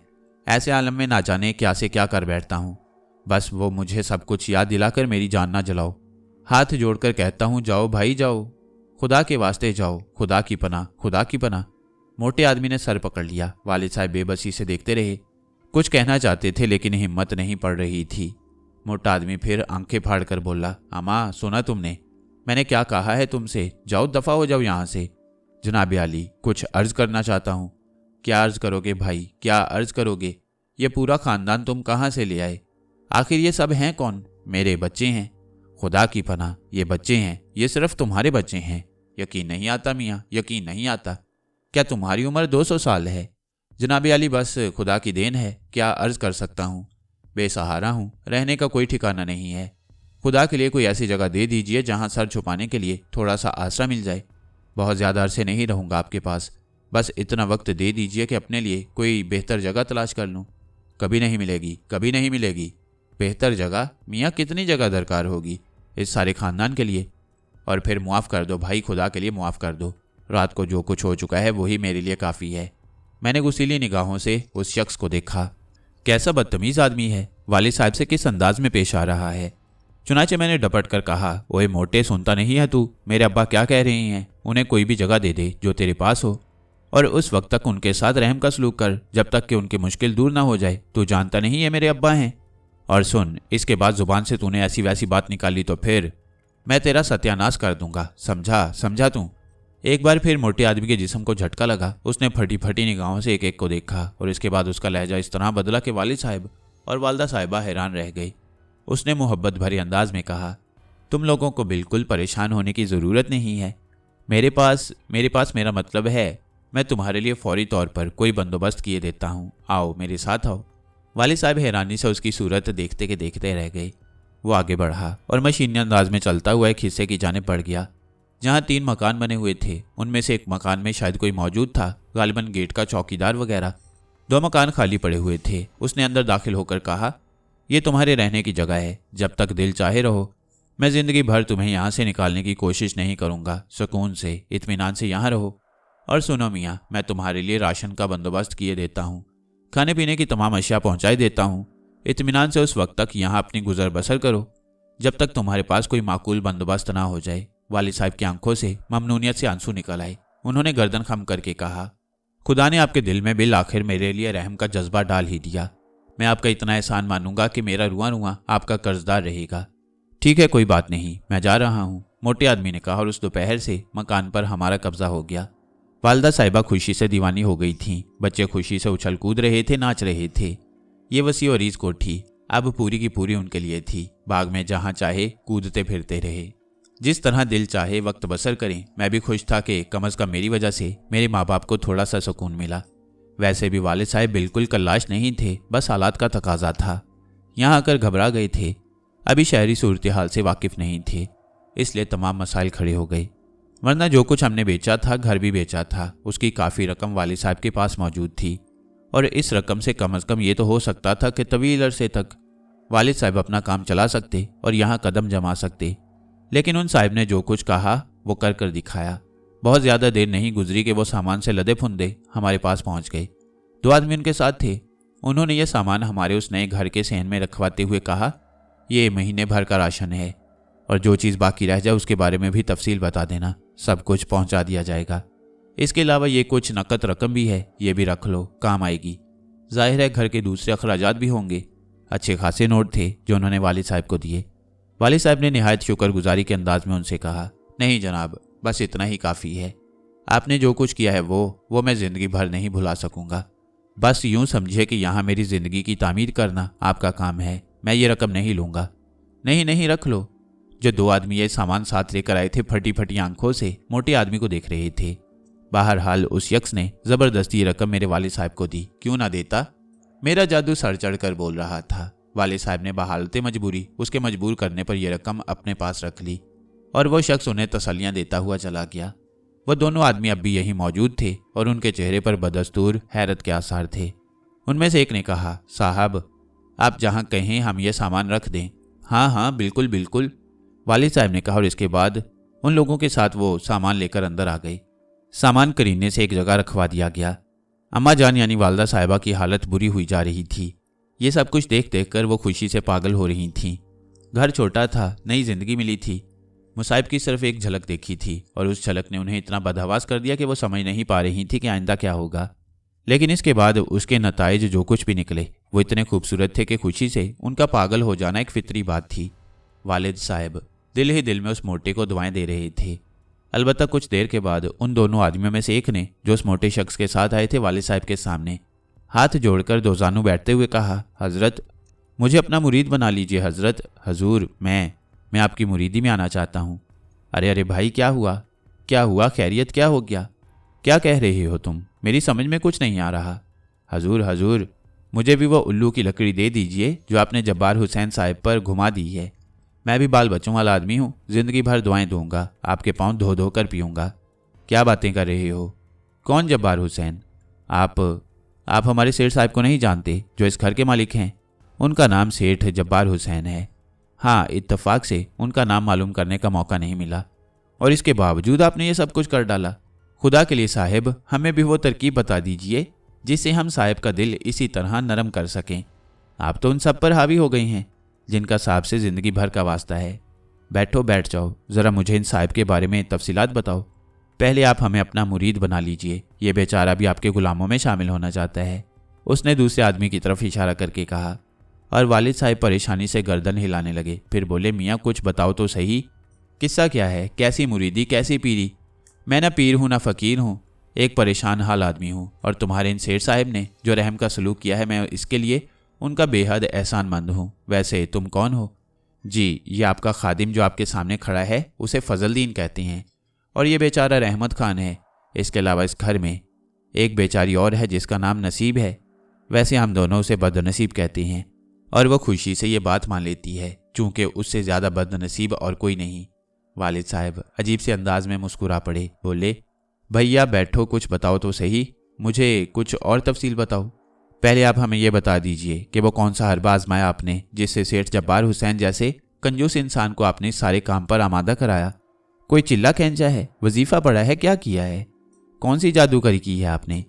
भैया मैंने तो कोई जादूगरी नहीं की, बस बेयारो मददगार रात की बारिश में घर के सामने पड़ा हुआ था। ये सारे बच्चे साथ थे। तुम्हारे सेठ साहब को रहम आ गया मुझ पर और वो यहाँ ले आए। फिर उन्होंने रहने के लिए मुझे ये घर दे दिया। खुदा की पनाह, नाकाबिल यकीन बात है।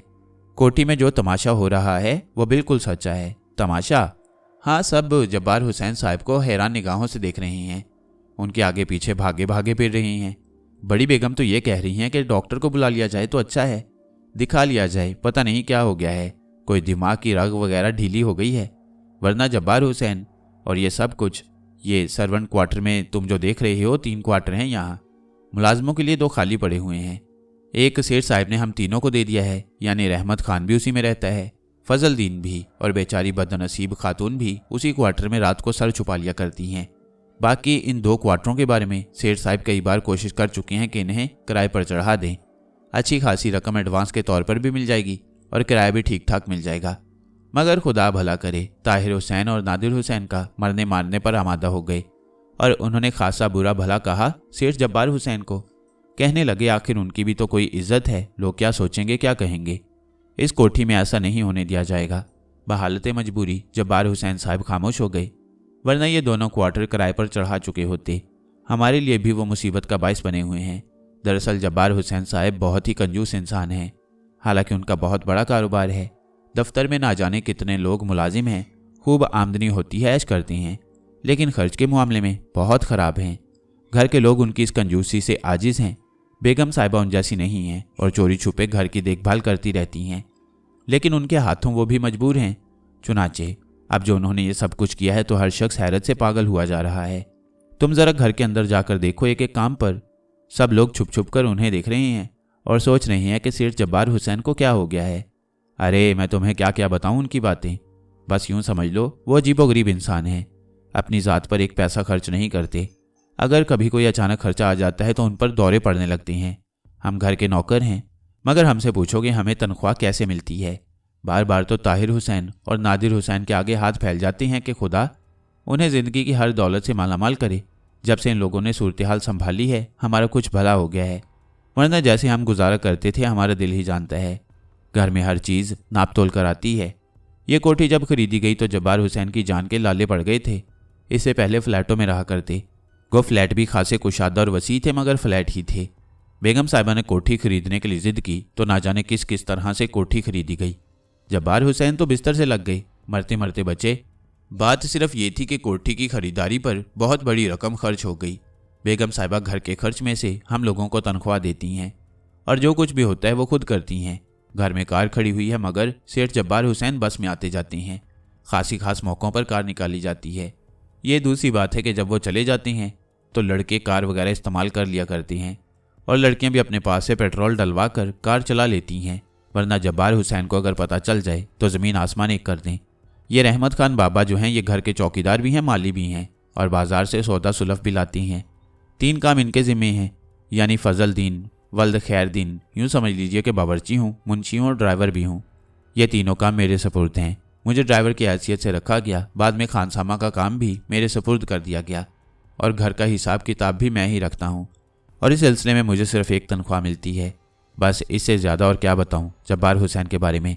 अब तुम खुद समझ लो भैया, जब्बार हुसैन जैसे आदमी ने यह काम जो तुम्हारे साथ किया है कैसा अनोखा है।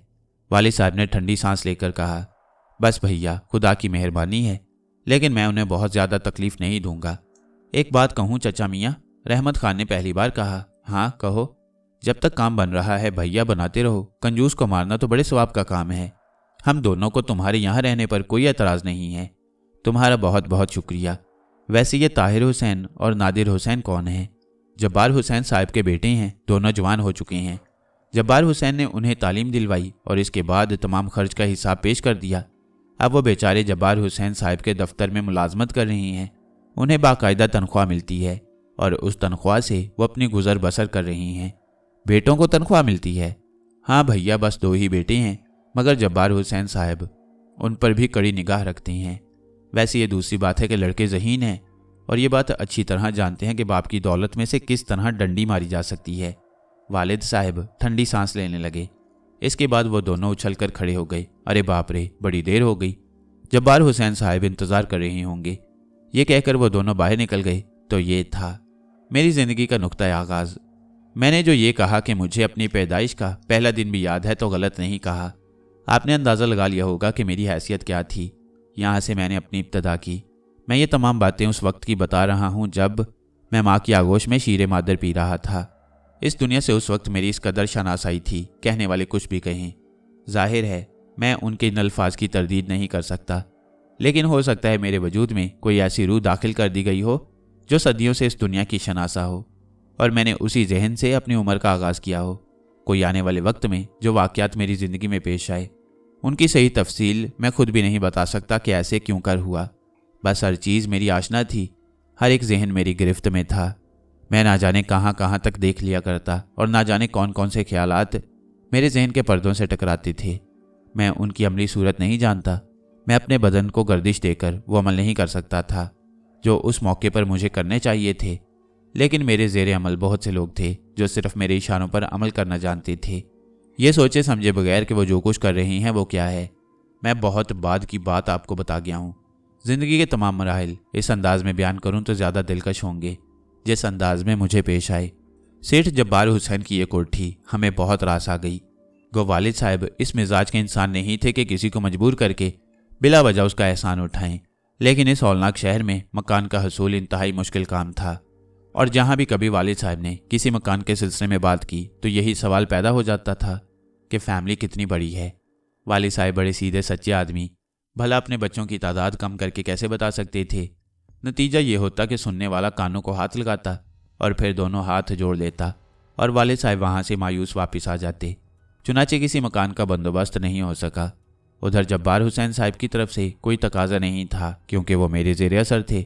वालदा साहिबा ने दबी ज़ुबान में वालिद साहब से कहा भी कि जब एक एहसान उठा ही लिया है तो पहले रोज़गार का बंदोबस्त कर लिया जाए, इसके बाद मकान का सिलसिला शुरू किया जाए।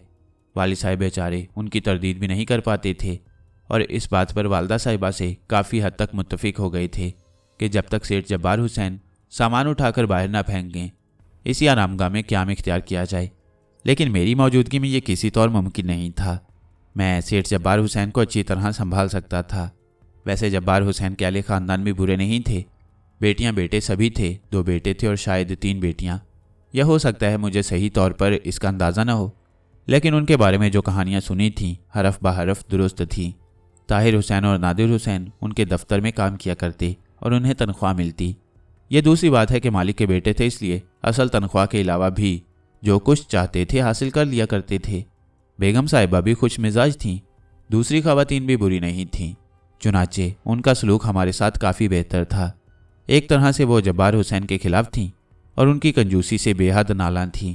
बेगम साहिबा पहले तो जब्बार हुसैन साहब के ज़रिए से रही थीं, लेकिन बाद में उन्होंने परपुर्जे निकाल लिए और अब जिस तरह भी मुमकिन होता वो घर को संभालने की कोशिश करती। गो सेठ जब्बार का तर्ज ज़िंदगी वही था। हल्के से हल्का पहनते, हल्के से हल्का खाते, बस में सफ़र करते और कार खड़ी रहती। लेकिन बेगम साहिबा हमेशा कार ही इस्तेमाल करती थीं और बेचारे वो मुलाजिम जो 3-3 फ़राइज़ सर अंजाम देते थे और तनख्वाह भी बामुश्किल पाते थे, बाहर तौर किसी न किसी तरह गुजारा कर रहे थे। ये थी सूरत हाल। जब्बार हुसैन को मैंने संभालने के लिए एक दिन फिर उनके जहन को टटोला और उन्हें इंतहाई बदहाल पाया। दिल ही दिल में वो ये सोच रहे थे कि यह मकान जो वो किराए पर चढ़ाना चाहते थे किस तरह गैरों के कब्ज़े में आ गया है और मैं किस तरह बेबस हो गया हूँ। ना जाने क्यों मैं ये नहीं कह पाता कि भाई ये मकान खाली कर दो। तुम्हें एक रात के लिए पनाह दी थी, सारी ज़िंदगी के लिए नहीं। यहाँ तो राशन भी देना पड़ रहा था। मैंने जब्बार हुसैन के जहन को टटोल कर उसे कहा, सेठ जब्बार हुसैन साहब, भला इन लोगों का यहाँ से चले जाना क्या मायने रखता है? आपसे जब ये दरख्वास्त कर दी गई है कि आप इन लोगों को हमेशा के लिए यहीं रहने दें, तो आप इस अंदाज में क्यों सोचती हैं? ये सोचना छोड़ दीजिए और किबला रफ़ीक अहमद साहब से कहिए कि वो सर आंखों पर हैं। भला आपको क्या एतराज़ हो सकता है? ना सिर्फ ये बल्कि आपको इंतहाई शर्म आनी चाहिए कि रफ़ीक अहमद साहब मुलाजमत की तलाश में मारे मारे फिर रही हैं और आपकी इतनी बड़ी फर्म है, इतना बड़ा कारोबार है, आप उन्हें कोई अच्छी सी नौकरी भी दे दीजिए और एक माकूल तनख्वाह मुकर्रर कर दीजिएगा। भला कैसे मुमकिन हो सकता था कि मैं सेठ जब्बार को यह हदायत करता और जब्बार हुसैन हरफ बहरफ वही ना करते? वालिद साहब की तो आंखें खुशी से फट गईं। उन्होंने कपकपाते हुए लहजे में कहा, मुझ पर और कितने एहसानात करेंगे जब्बार हुसैन साहब? आपने रहने का ठिकाना देकर ही मुझ पर क्या कम करम किया है कि अब यह मुलाजमत भी? नहीं, कोई ऐसी बात नहीं है। आपकी तनख्वाह मैं 5,000 रुपये मुकर्रर करता हूँ। वालिद साहब की हालत बिगड़ गई। जब्बार हुसैन तो ये कहकर चले गए कि कल सुबह मेरे साथ दफ्तर चलना, लेकिन वालिद साहब से ना खाया गया ना पिया गया। खुशी की अजीब अजीब आवाज़ें मुंह से निकल रही थीं। वालदा साहिबा उनकी ये कैफियत देखकर बुरी तरह बदहवास हो गईं। बमुश्किल तमाम वालिद साहब के हलक से निकला, मेरी ये कैफियत किसी तकलीफ़ की वजह से नहीं बल्कि खुशी की वजह से हुई है। जब्बार हुसैन साहब ने मुझे नौकरी दे दी है और तनख्वाह भी पूरे 5,000 रुपये माहवार की आमदनी तो मैंने ज़िंदगी में कभी भी हासिल नहीं की। अब यूँ समझो हमारे हालात बदल जाएंगे और फिर हमारे हालात ऐसे बदले कि देखने वाले देखते रह गए। थोड़े ही अरसे में जाहिद, वाहिद, शाहिद, माजिद, फाजिल, आदिल, कामिल, नसीमा, शमीमा, नईमा और ना जाने कौन कौन स्कूलों में दाखिल हो गए। उनके किताबों के गट्ठर बांध कर लाए गए और बहुत सारे बैग भी खरीद कर लाए गए। फिर यूनिफॉर्म सिलवाए गए। भला क्या मुश्किल थी अब वालिद साहब के लिए उन लोगों को स्कूल में तालीम दिलाने की? ज़िंदगी में खुशियाँ ही खुशियाँ बिखर गईं। सुबह को बच्चों का पूरा एक रेवर स्कूल जाता और दोपहर को वापस आ जाता। अहले ख़ानदान पर खुदा की रहमत हो कि उन्होंने कभी किसी पर एतराज़ नहीं किया था। जबकि वो मेरे ज़ेरे असर थे। मैं भी बड़ा होता जा रहा था और मेरे बढ़ने की रफ्तार शायद उनके ख्याल के मुताबिक ज़रूरत से कहीं ज़्यादा थी, क्योंकि वो इस सिलसिले में बातें करते रहते थे और कहते थे कि आकिल तो थोड़े ही दिनों में अपने तमाम बहन भाइयों से ज़्यादा बड़ा हो जाएगा। उसके चेहरे पर एक समझ, एक अनोखी कैफियत नजर आती है, बल्कि ऐसा लगता है जैसे उसका ताल्लुक इस ख़ानदान से ना हो। बाहर तौर वालिद साहब को ऐशो आराम की ज़िंदगी मिल गई। मेरे लिए इससे ज़्यादा खुशी की बात और क्या हो सकती थी। और जब ऐशो आराम की ज़िंदगी मिले तो पुरानी ज़िंदगी वापस लौट ही आती है। वालिद साहब के चेहरे की रौनक बताती थी कि अब वो ज़िंदगी से पूरी तरह मुतमईन है। चुनाचे घर में किसी फाजिल आदिल कामिल के बाद शामिल या किसी और काफ़िए से किसी फ़र्द की आमद का इंतज़ार होने लगा। मैं अपने तरफ से पूरी तरह मुतमईन था। लोग मेरी हदायत के मुताबिक अमल करते। घर के बहन भाइयों पर भी मेरा पूरा कंट्रोल था। कभी कभी बच्चे स्कूल जाने से कतराते और माँ बेचैन होकर उनसे कहती कि पढ़ोगे नहीं तो क्या घास खोदोगे, और बच्चे इसके बावजूद सरकशी पर आमादा होते तो फिर मैं अपना हिसाब किताब संभाल लेता और इसके बाद वो इस तरह कान दबाकर बाहर चले जाते कि माँ खुद हैरान रह जाती कि ये काया पलट कैसे हो गई। लेकिन पुरलुत्फ बात उस वक्त हुई जब मुझे भी स्कूल में दाखिल करने का फैसला किया गया और ये कहा गया कि मैं बिल्कुल छोटी क्लास से आगाज़ करूँगा। वालिद साहब के लिए अब कोई मुश्किल नहीं रही। चुनाचे मेरा दाखिला भी स्कूल में करा दिया गया और मुझे छोटी छोटी तस्वीरों वाली किताबें दे दी गईं। स्कूल की ज़िंदगी घर की ज़िंदगी से ज़रा मुख्तलिफ थी और अब चूंकि मैं अपने कदमों पर खड़ा हो चुका था, चुनाचे मैंने गहरी नज़रों से उस स्कूल का जायज़ा लिया। बड़ी खराबियाँ थीं। यहाँ कुछ ऐसी बातें जिन्हें मैं फौरी तौर पर बयान नहीं करना चाहता, लेकिन दिल ही दिल में मैंने सोचा था कि यहाँ मौजूद तमाम अफराद को ठीक करना पड़ेगा। और फिर मेरी तालीम का आगाज़ हुआ। बेहतरीन फ़ीसें वसूल की जाती थी, लेकिन स्कूल के मुंतज़मीन उन फ़ीसों का बदल नहीं अदा करते थे। बज़ाहिर खूब टीप टाप थी, लेकिन तालीम के नाम पर कुछ नहीं था। जो मोहतरमा मेरे सामने मेरी उस्ताद के तौर पर आईं, वो अच्छी खासी खूबसूरत खातून थी। उन्होंने मुझसे मसनूई प्यार भरे लहजे में कहा, क्या नाम है बेटा आपका? आकिल रफ़ीक, मैंने जवाब दिया। वाकई आप तो बहुत खूबसूरत हैं। आकिल का मतलब जानते हैं? जी हाँ, अक्लमंद, मैंने जवाब दिया। वाह, किसने बताया? उसने सवाल किया और मैंने इस सवाल का कोई जवाब नहीं दिया। वो चंद लम्हात के बाद फिर बोली, अच्छा देखिए ये क्या है आपके हाथ में? किताब, मैं बोला। सफ़ा खोलिए। ऐसे ऐसे? उन्होंने सफ़ा खोलकर मेरे सामने कर दिया। फिर बोली, आप फल तो खाते होंगे? जी। ये कौन सा फल है? सेब। खूब। और ये? केला। भाई वाह, आप तो बहुत ज़हीन बच्चे हैं। अच्छा देखिए, सेब को इंग्लिश में क्या कहेंगे? एप्पल, मैंने जवाब दिया। अरे वाह, ये किसने पढ़ाया आपको? बस मैंने पढ़ लिया, मैंने जवाब दिया। अच्छा, आप कहाँ तक पढ़ सकती हैं? उन्होंने किताब के दूसरे सफ़े को खोलते हुए कहा। गालिबन वो मेरा इम्तिहान लेने पर तुल गई थीं। मैं किताब के एक एक वर्ग को पलटता रहा और फिर उसे आखिर तक पलटने के बाद बेजारी से मुंह बनाया। आप बताइए, कहाँ तक पढ़ सकती हैं इसे? पूरी किताब पढ़ सकता हूँ। नहीं। खातून की आंखों में हैरत के आसार उभरे। उन्होंने एक लफ्ज़ पर उंगली रखते हुए कहा, ये बताइए ये क्या लिखा है? मैंने उस लफ्ज़ को देखा और आहिस्ता से कहा, शी वॉन्ट एप्पल। खातून की आंखें शिद्दत हैरत से फट गई थीं। उन्होंने दूसरा और तीसरा सफ़ा पलटा और उसके बाद बोली, ये क्या लिखा हुआ है? Salma like Apple but Sana like mango, मैंने जवाब दिया। और खातून ने चकराते हुए सर के साथ किताब बंद कर दी और गहरी गहरी सांसें लेने लगी। फिर उन्होंने किताब का आखिरी वर्क पलटा और कहने लगी, भला ये बताओ ये क्या है? ए कप इन हर हैंड, मैंने जवाब दिया और खातून ने किताब बंद कर दी। वो कुछ सोचकर बाहर निकल गईं और थोड़ी देर के बाद एक चपरासी आया और मुझे बुलाकर हेडमास्टर के कमरे में ले गया। हेडमास्टर साहब ने हैरान निगाहों से मुझे देखा और खातून जो मेरी उस्ताद थीं, हेडमास्टर साहब के सामने कुर्सी पर बैठी हुई थीं। हेडमास्टर साहब ने भी प्यार से मुझे पहले करीब बुलाया और फिर कुछ सोचते हुए बोले, बेटे तुमने इससे पहले कहीं पढ़ा है? जी नहीं। वेरी गुड, बड़ी अच्छी उर्दू बोलते हो। वालिदैन क्या करती हैं? मेरे अब्बा मुलाजमत करते हैं सेठ जब्बार हुसैन के यहाँ, और दूसरे बहन भाई वो सब पढ़ती हैं। सर इनके सारे बहन भाई हमारे ही स्कूल में हैं, खातून ने कहा। अच्छा बेटे, आप अपने बहन भाइयों से किताब पढ़ते रहे हैं? मैंने उसकी बात का भी कोई जवाब नहीं दिया तो हेडमास्टर साहब बोले, बताइए आप पढ़ते रहे हैं? मगर खातून, इस बच्चे की उम्र बहुत ही कम है, वाकई नर्सरी का बच्चा है। फिर हेडमास्टर साहब ने एक और किताब उठाकर मेरे सामने कर दी। यह भी अंग्रेज़ी की किताब थी। उन्होंने कहा, हाँ बेटे ज़रा इसको देखिए, क्या इसे भी आप पढ़ सकती हैं? मैंने किताब का जायज़ा लिया और हेडमास्टर ने जिस जगह उंगली रखी हुई थी वहाँ से उसे पढ़ दिया। Winter is the cold season of the year, we wear warm cloth. फिर हेडमास्टर ने जल्दी से किताब अपने सामने कर ली और फटी फटी आंखों से मुझे देखने लगे। वो खातून मुस्कुरा दी। सर क्या यह अनोखा केस नहीं है? हेडमास्टर ने कोई जवाब नहीं दिया। फिर वो उर्दू की किताब निकाल कर मेरे सामने बैठ गए और मुझसे जगह जगह से पढ़वाने लगे। बाद में हिसाब की किताब भी मेरे सामने आई। मैं इस सिलसिले में किसी खास कैफियत का इजहार नहीं कर सकता। बस जो चीज़ मेरे सामने आती थी मुझे उसके मायने खुद ब खुद मालूम हो जाते और मेरी ज़ुबान चल पड़ती। हिसाब के सवालात मेरे सामने आए तो मैंने पेंसिल लेकर चुटकी बजाते हल करके रख दिए। किसी भी जुमले का तलफ़ुज़ मेरे लिए मुश्किल साबित नहीं हुआ और हेड मास्टर साहब ने दोनों हाथों से सर पकड़ लिया। फिर वो मुझसे बोले, बेटे तुम्हारा पता क्या है? मैंने उन्हें सेठ जब्बार हुसैन की कोठी का पता बताया तो वो खातून से बोले, बच्चे को ले जाकर क्लास में बिठा दो। वो खातून मुझे लेकर क्लास में आ गई। कुछ डरी डरी सी लग रही थी मुझसे और बार बार आंखें फाड़ फाड़ कर देखने लगती थीं। अलबत्ता इसके बाद वो खुद उस क्लास में नहीं रुकी। छुट्टी हुई और मैं घर वापस आ गया। जाहिर है कोई ख़ास बात नहीं थी, लेकिन शाम को मैंने हेडमास्टर साहब को सेठ जब्बार हुसैन की कोठी में दाखिल होते देखा। सेठ साहब मौजूद थे। हेडमास्टर साहब उन्हीं के पास चले गए। थोड़ी देर के बाद मेरी और वाली साहब की तलबी हो गई। वाली साहब हैरान थे और मुझे साथ लेकर सेठ साहब के कमरे में पहुंचे। सेठ जब्बार हुसैन कहने लगे, ये तुम्हारा बेटा आकिल है ना? इसे स्कूल में दाखिल कराया था तुमने? जी सेठ साहब। वाली साहब ने न्याजमंदी से कहा, यह हेडमास्टर साहब तुमसे कुछ कहना चाहते हैं। जी फरमाइए। मियाँ एक बात बताओ, इस बच्चे का क्या जुग्राफिया है? जी मैं समझा नहीं। आखिर ये कौन है? मेरा मतलब है इसकी पैदाइश, कितनी उम्र है इसकी?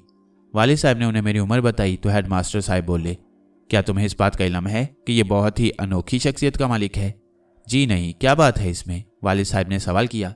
भाई सारी किताबें फर पढ़कर दिखा देता है। किसी भी शोबे की किताब दे दो फौरन पढ़ लेता है। यह तालीम इसे कहाँ से मिली? नहीं जनाब, पहली बार मैंने इसे स्कूल में दाखिल कराया है। वालिद साहब बोले, ठीक है, जाहिर है इसकी उम्र बताती है, मगर इसके अंदर क्या कुव्वतें पोशीदा हैं? क्या तुम लोगों को इसका इल्म नहीं है? वालिद साहब शाने हिलाकर खामोशी से सेठ साहब को देखने लगे। सेठ जब्बार हुसैन की भला ये मजाल थी कि वो अपनी आपबीती बयान कर सकते। मैंने उनका जहन बंद कर दिया था। चुनाचे उस वक्त वो बिल्कुल एक आम इंसान के अंदाज में सोच रहे थे। हेडमास्टर साहब ने कहा, मैंने इसका इम्तिहान लिया। मेरे स्कूल में तो बाकायदा सनसनी फैल गई है। मेरा ख्याल है कोई भी टीचर इसे पढ़ाने के लिए तैयार ना होगी। मैं आपसे मुआफ़ी मांगने के लिए आया था सेठ जब्बार हुसैन। ये बात तो मुझे नहीं मालूम कि यह आपके मुलाजिम का बेटा है, लेकिन यह है बहुत अनोखी शख्सियत। ताहम मैं माजरत खा हूँ कि मैं इसे अपने स्कूल में नहीं पढ़ा सकता। वैसे कल मैं इसके दूसरे बहन भाइयों का भी जायज़ा लूँगा और ये देखूँगा ये सिफ्त किसी और में है या नहीं। मगर हेडमास्टर साहब, इसमें मेरा क्या कसूर है? वालिद साहब बोले, नहीं, मैं कसूर की बात नहीं कर रहा। दरअसल मेरे स्कूल में सनसनी फैल गई है और मैं मुश्किल का शिकार हो गया हूँ, और फिर यूं भी मेरी समझ में नहीं आता कि इसे कौन सी क्लास में रखूं। मैंने इसे बहुत आला दर्जे की किताबों के बारे में भी सवालात किए तो इसने उनके बारे में दुरुस्त जवाबात दे दिए। बाहर तौर में आपको मुबारकबाद देता हूँ जनाब रफ़ीक अहमद साहब। ये वाकई बहुत अजीबोगरीब बच्चा है, और अगर आपने इसको सही रास्तों पर लगाया तो यूं समझ लीजिए ये दुनिया भर के लिए हैरानकुन साबित होगा। यहाँ तो हमने ऐसी कोई बात देखी नहीं, लेकिन यूरोप में बाज़ जगह ऐसे वाक़यात अजूबा में शुमार होते हैं, और वहाँ कुछ लड़के इस किस्म की सिफ़ात के मालिक पाए गए हैं। यकीनी तौर पर जहन की नशोनुमा कुछ इस अंदाज में हो जाती है कि साइंस उसके बारे में कोई बात नहीं कह सकती। बाहर तौर ये बात काबिल मुबारकबाद भी है, और इसके साथ साथ ही इंतहाई फ़िक्र एहतियात की बुनियाद भी, क्योंकि इस तरह इसके लिए बहुत सी मुश्किलात पैदा हो सकती हैं। जनाब आप इसे अपने स्कूल में रखिए, इब्तदाई क्लासों से तालीम शुरू कीजिए। अब ये जो कुछ भी है इसे नज़रअंदाज कर दीजिए। नहीं, मैं मुआफ़ी चाहता हूँ, हेडमास्टर साहब ने कहा और अपने तौर पर बात ख़त्म कर दी। वालिद साहब के पास कुछ कहने की गुंजाइश नहीं रही, लेकिन रात को वो देर तक इस मौजू पर मेरी वालदा से गुफ्तगू करते रहे, और वालदा ने उन्हें बताया कि उन्होंने तो हमेशा उनका मजाक ही उड़ाया था। वह पैदाइश के दिन ही से एक अनोखी शख्सियत का मालिक रहा है, मगर आखिर इसकी वजह क्या है अल्लाह जाने, मैं क्या जानूँ। भाई सच्ची बात यह है कि हेडमास्टर साहब इस कदर डरे डरे नजर आ रहे थे, और अब तो मुझे भी खौफ सा महसूस होने लगा है। मैं तो नहीं डरती, मेरी औलाद है। वो ठीक है, औलाद तो मेरी भी है, मगर आखिर ये सब कुछ क्या है, मैं क्या जानूँ, वालदा साहिबा ने जवाब दिया। बाहर तौर काफ़ी दिन तक स्कूल से मेरी जान छूटी रही, लेकिन अब यह भी मुमकिन नहीं था कि मेरी तालीम का सिलसिला ही ना शुरू किया जाए। वालिद साहब ने मुझे समझाते हुए कहा, देखो आकिल बेटे, अगर तुम्हें बहुत सारी बातें मालूम हैं तो किसी पर उसका इजहार ना किया करो। स्कूल में जाओ, बच्चों के से अंदाज में पढ़ो, क्लासें पास करते रहो। तुम्हें अगर इससे आगे कुछ आता है तो इसका इजहार ना करो। क्या ख्याल है मेरे अच्छे बेटे, मेरी ये बात मानोगे? जी अब्बू, मैंने जवाब दिया। वैसे भी घर से बाहर की ज़िंदगी मुझे दिलचस्प लगी थी। चुनाचे दूसरी बार मुझे जिस स्कूल में दाखिल किया गया, वहाँ मैंने वालिद साहब की हदायत के मुताबिक ही काम किया और नर्सरी की किताब से पढ़ना शुरू कर दिया। हालांकि ये किताब मेरे लिए बच्चों का खेल थी। फिर जब्बार हुसैन भी हैरानी का मुजाहरा करते थे, और अब उनका रवैया हम लोगों के साथ मज़ीद बेहतर हो गया। हालांकि इसके लिए मैंने उन्हें हदायत नहीं की। शब रोज़ आगे बढ़ते रहे, उम्र भी बढ़ने लगी और इसके साथ साथ मामूलाती ज़िंदगी में फ़र्क आने लगा। होश व हवास की सही मंजिल आ गई। हालांकि इस मंजिल का तयन तो पहले भी नहीं हो सका था, क्योंकि मैंने वहाँ से आगाज़ किया था जहाँ लोग मुकम्मल कर चुके होते हैं। लेकिन बात इससे आगे बहुत ज़्यादा नहीं थी, सिर्फ ये कि जज्बात और होश में थोड़ी सी तब्दीली पैदा हो चुकी थी। अब ये मैं मुनासिब नहीं समझता था कि हर शख्स के जहन की गहराइयों को टटोलूं। मैंने सबसे पहले अपना तयन किया। मसलन ये कि मेरे अंदर जो क़ुव्वतें इब्तदा ही से पोशीदा हैं उनकी नौइयत क्या है, और मैंने इस सिलसिले में अपना एक चार्ट बना लिया। मसलन ये कि अगर कोई शख्स मेरे इल्म में हो और मैं जानता हूँ कि वो कौन है और वो काफ़ी फासले पर हो, तो मैं उससे ज़हनी राब्ता कायम कर सकता था। अजनबी लोगों से भी मैं ज़हनी तौर पर गुफ्तगू कर सकता था, लेकिन मुकम्मल एतमाद के साथ नहीं। हाँ, जो चेहरे शनासा होते थे उनसे मैं सब कुछ मालूम कर सकता था। कोई अजनबी शख्स अगर मेरी निगाहों के सामने आ जाए तो मैं उसे हुक्म दे सकता था और उसे मेरे हुक्म पर अमल करना होता। यही तमाम चीज़ें ऐसी थी जिनके बारे में यह अंदाज़ा लगा रहा था कि मैं कर सकता हूँ, इसके बारे में जो शायद मैं आज भी आपको सही तौर पर जवाब न दे सकूँ। इन तमाम चीज़ों के साथ साथ घर का एक माहौल भी था। एक जब्बार हुसैन जैसे कंजूस फितरत आदमी के साथ हमने बेशुमार साल गुजार लिए थे और कोई ऐसी मुश्किल दरपेश नहीं हुई जिससे हमारे इन हालात में गड़बड़ होती। बल्कि ये समझा जाए तो गलत नहीं होगा कि अब तो हम इसी ख़ानदान का एक हिस्सा थे। फिर जब्बार हुसैन के अहले ख़ानदान लम्हा लम्हा हमारे साथ ही थे। हर अच्छे बुरे वक्त में हमारा और उनका साथ था। घर के एक एक फ़र्द से पूरी तरह दोस्ती और वाकफियत थी। ताहिर हुसैन और नादिर हुसैन की शादी हुई तो मेरे वालिद ने इस तरह तमाम काम किए जैसे घर का कोई फ़र्द करता है। जब्बार हुसैन की फितरत में कोई तब्दीली रूनमा नहीं हुई।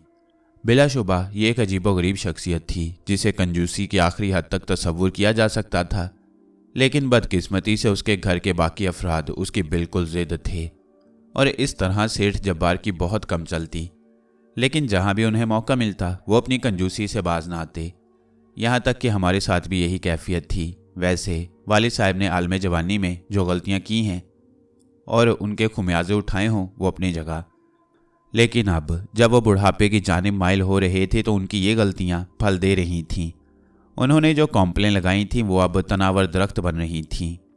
जाहिद, वाहिद, शाहिद, माजिद, फाजिल, आदिल, कामिल वगैरह वगैरह सारे के सारे लंबे कद्दो कामत के नौजवान निकलने लगे थे। तालीमी मैदान में भी वो किसी से पीछे नहीं थे और अगर उनकी इस कामयाबी का सेहरा मैं अपने सर बांध लूँ तो यकीनी तौर पर कोई गलत बात ना होगी, क्योंकि ये मैं ही था जिसने उनकी सही तरबियत की। वो सब मुझसे बड़े थे लेकिन मेरे जहनी गुलाम, और मैं उन्हें जो हुक्म देता था उसकी तामील उन्हें करना पड़ती। चुनाचे तालीम के सिलसिले में वालदा और वालिद से जो भी सरकशी वो करना चाहते थे कर लिया करते, लेकिन जब बात मेरी आती तो फिर वही होता जो बेहतर होता। इसका नतीजा ये निकला कि वो सब अच्छी तालीम हासिल करने में कामयाब होते जा रहे थे और ये बात इंतहाई खुशी का बायस थी। सेठ जब्बार हुसैन के यहाँ से हमारा जो वजीफ़ा बंदा था वो बदस्तूर जारी था, बल्कि ज़रूरत के मुताबिक मैंने उसमें इजाफा कराया था। कभी कभी सेठ जब्बार हुसैन के अहले ख़ानदान हैरान लहजे में कहते कि ये बड़ी अनोखी बात है कि सेठ जब्बार हुसैन अपनी ज़ात पर कुछ खर्च नहीं करते, लेकिन रफ़ीक भाई के लिए सब कुछ मौजूद है, बस मुंह से निकलने की देर है। रफ़ीक अहमद साहिब इतने गयूर इंसान थे कि मुंह से ऐसी वैसी बात कभी नहीं निकालते। अब तो पलकों की सुइयाँ रह गई थी। बेटे जवान होने वाले थे और यकीनी तौर पर अब सही मायनों में उनकी ज़िंदगी का आगाज़ होने वाला था। मेरी हैसियत उन लोगों में हमेशा मुनफरिद रही और मुझे इस अंदाज में देखा जाता जैसे मैं कोई बहुत ही सुपर शख्सियत हूँ, लेकिन उनके जहनों में ये बात कभी नहीं आती थी कि मैं माफूकुल फितरत कुव्वतों का हामिल हूँ। मैंने उन्हें कभी ये सोचने ही नहीं दिया। ज़िंदगी में इस कुव्वत के हवाले से बहुत से ऐसे वाक़यात रूनमा हुए थे जो लोगों के लिए बहुत ताज्जुब खेज थे। खुद मैंने बारहा उनके बारे में सोचा था, लेकिन अब मेरे सोचने का अंदाज़ बदल गया। जैसा कि मैं आपको पहले बता चुका हूँ कि मेरी जिस्मानी तरबियत भी कुछ इसी अंदाज में हो रही थी कि मैं अपने कई भाइयों से बड़ा लगने लगा। अच्छे लिबास पहनने का मुझे हमेशा से शौक़ रहा और मेरे लिए ख़ास एहतमाम के साथ लिबास सलवाए जाते। इसके अलावा कोई ऐसी बात ज़िंदगी में नहीं होती थी जिसे अजीब वाक़े के तौर पर बयान कर सकूं। जैसा कि मैं बता चुका हूं कि अब हमारे और जब्बार हुसैन के अहले ख़ानदान के दरमियान कोई पर्दा नहीं रहा था। बिला रोक टोक दोनों तरफ के लोगों का दोनों तरफ आना जाना था। हर शख्स घर के फर्द की तरह एक दूसरे से घुल मिल गया। मैं भी अमूमन कोठी के अंदरूनी हिस्से में जाता रहता था और मुख्तलिफ लोगों से मेरी दोस्ती हो गई थी। ऐसे में एक दिन मैं अंदर गया और इत्तफाक से मुझे कोई ना मिला तो मैं यूं ही टहलता हुआ जब्बार हुसैन के कमरे की जानिब निकल गया। कमरे का दरवाज़ा खुला हुआ था। अंदर से कुछ तेज़ तेज़ गुफ्तगू करने की आवाज़ें उभर रही थीं। मेरे कदम रुक गए। मैंने सोचा ना जाने क्या बात है और फिर अंदर की बातें मैं आसानी से सुनने लगा। जब्बार हुसैन कह रहे थे, मैं कहता हूँ भाई वो मेरे हैं और खुशी तुम्हें हो रही है उनके आने से। तुम्हारा दिमाग बिल्कुल ही ख़राब होकर रह गया है। क्या बुढ़ापे की कुछ फिक्र नहीं है? पैसा अगर इसी तरह खर्च होता रहा तो हमारा बुढ़ापा कैसे गुजरेगा? खुदा का शुक्र है मेरा बुढ़ापा तो बहुत अच्छा गुजरेगा। तुम अपनी फिक्र करो, दौलत के लिए घुल घुल कर ही मर जाओगे। मगर मैं कहता हूँ अलियास भाई को आखिर यहाँ आने की क्या सूझी? क्या करेंगे वो यहाँ आकर बिला वजह? यूरोप में जितनी आसानियाँ हैं ज़िंदगी गुजारने की, भला यहाँ कहाँ? खुदा से डरो जब्बार हुसैन, खुदा से डरो। तुम्हारे भाई हैं, इतनी रकम खर्च करके आ रही हैं, तुम्हें तो खुश होना चाहिए। जाहिर है तुम्हारी मोहब्बत ही उन्हें यहाँ खींच कर ला रही है और तुम हो कि उनके आने के खौफ से निठाल हुए जा रहे हो। यहाँ खुशियाँ तुम मनाओ, मेरे लिए तो दुख ही दुख हैं।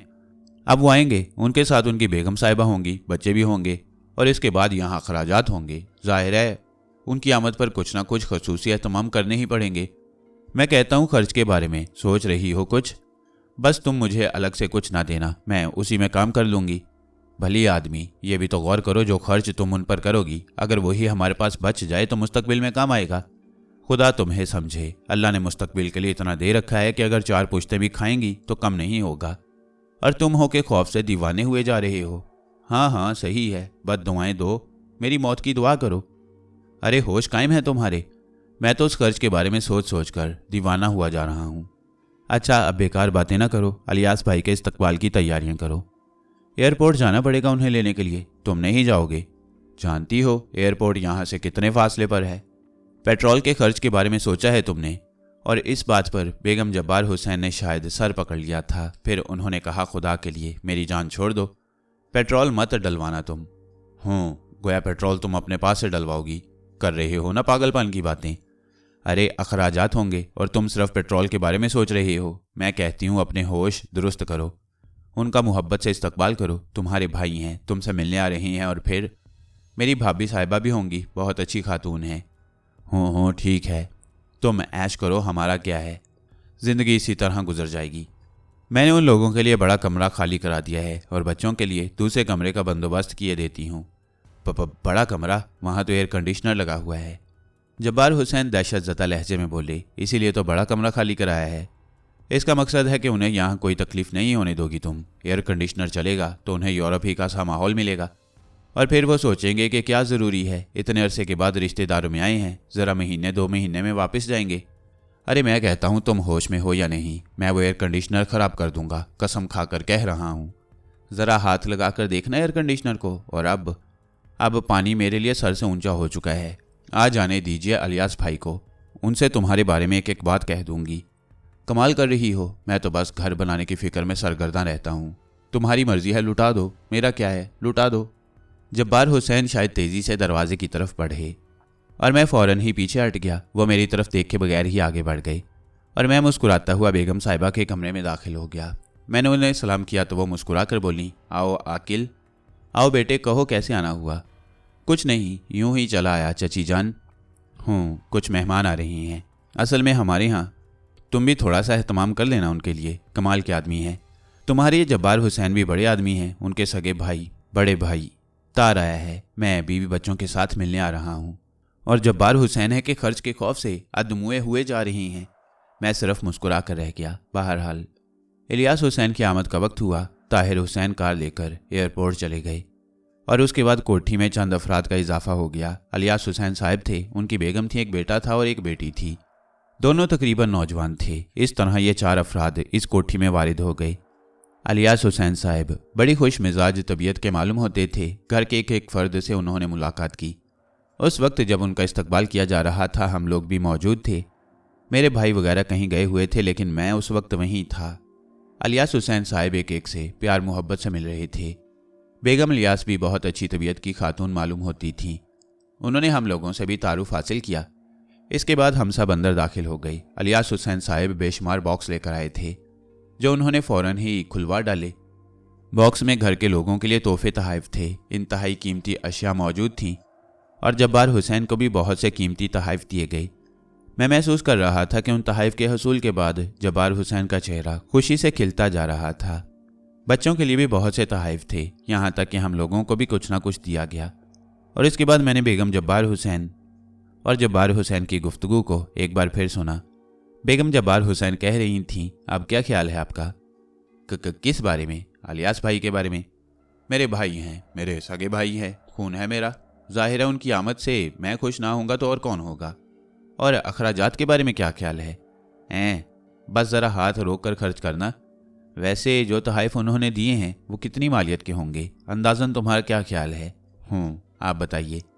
बेगम साहिबा ने तंजिया लहजे में कहा, भाई बहुत कीमती चीज़ें हैं। मैं समझता हूँ अगर 10-5 हज़ार रुपये खर्च हो जाएं उनके यहाँ रहने के सिलसिले में तो कोई हर्ज नहीं।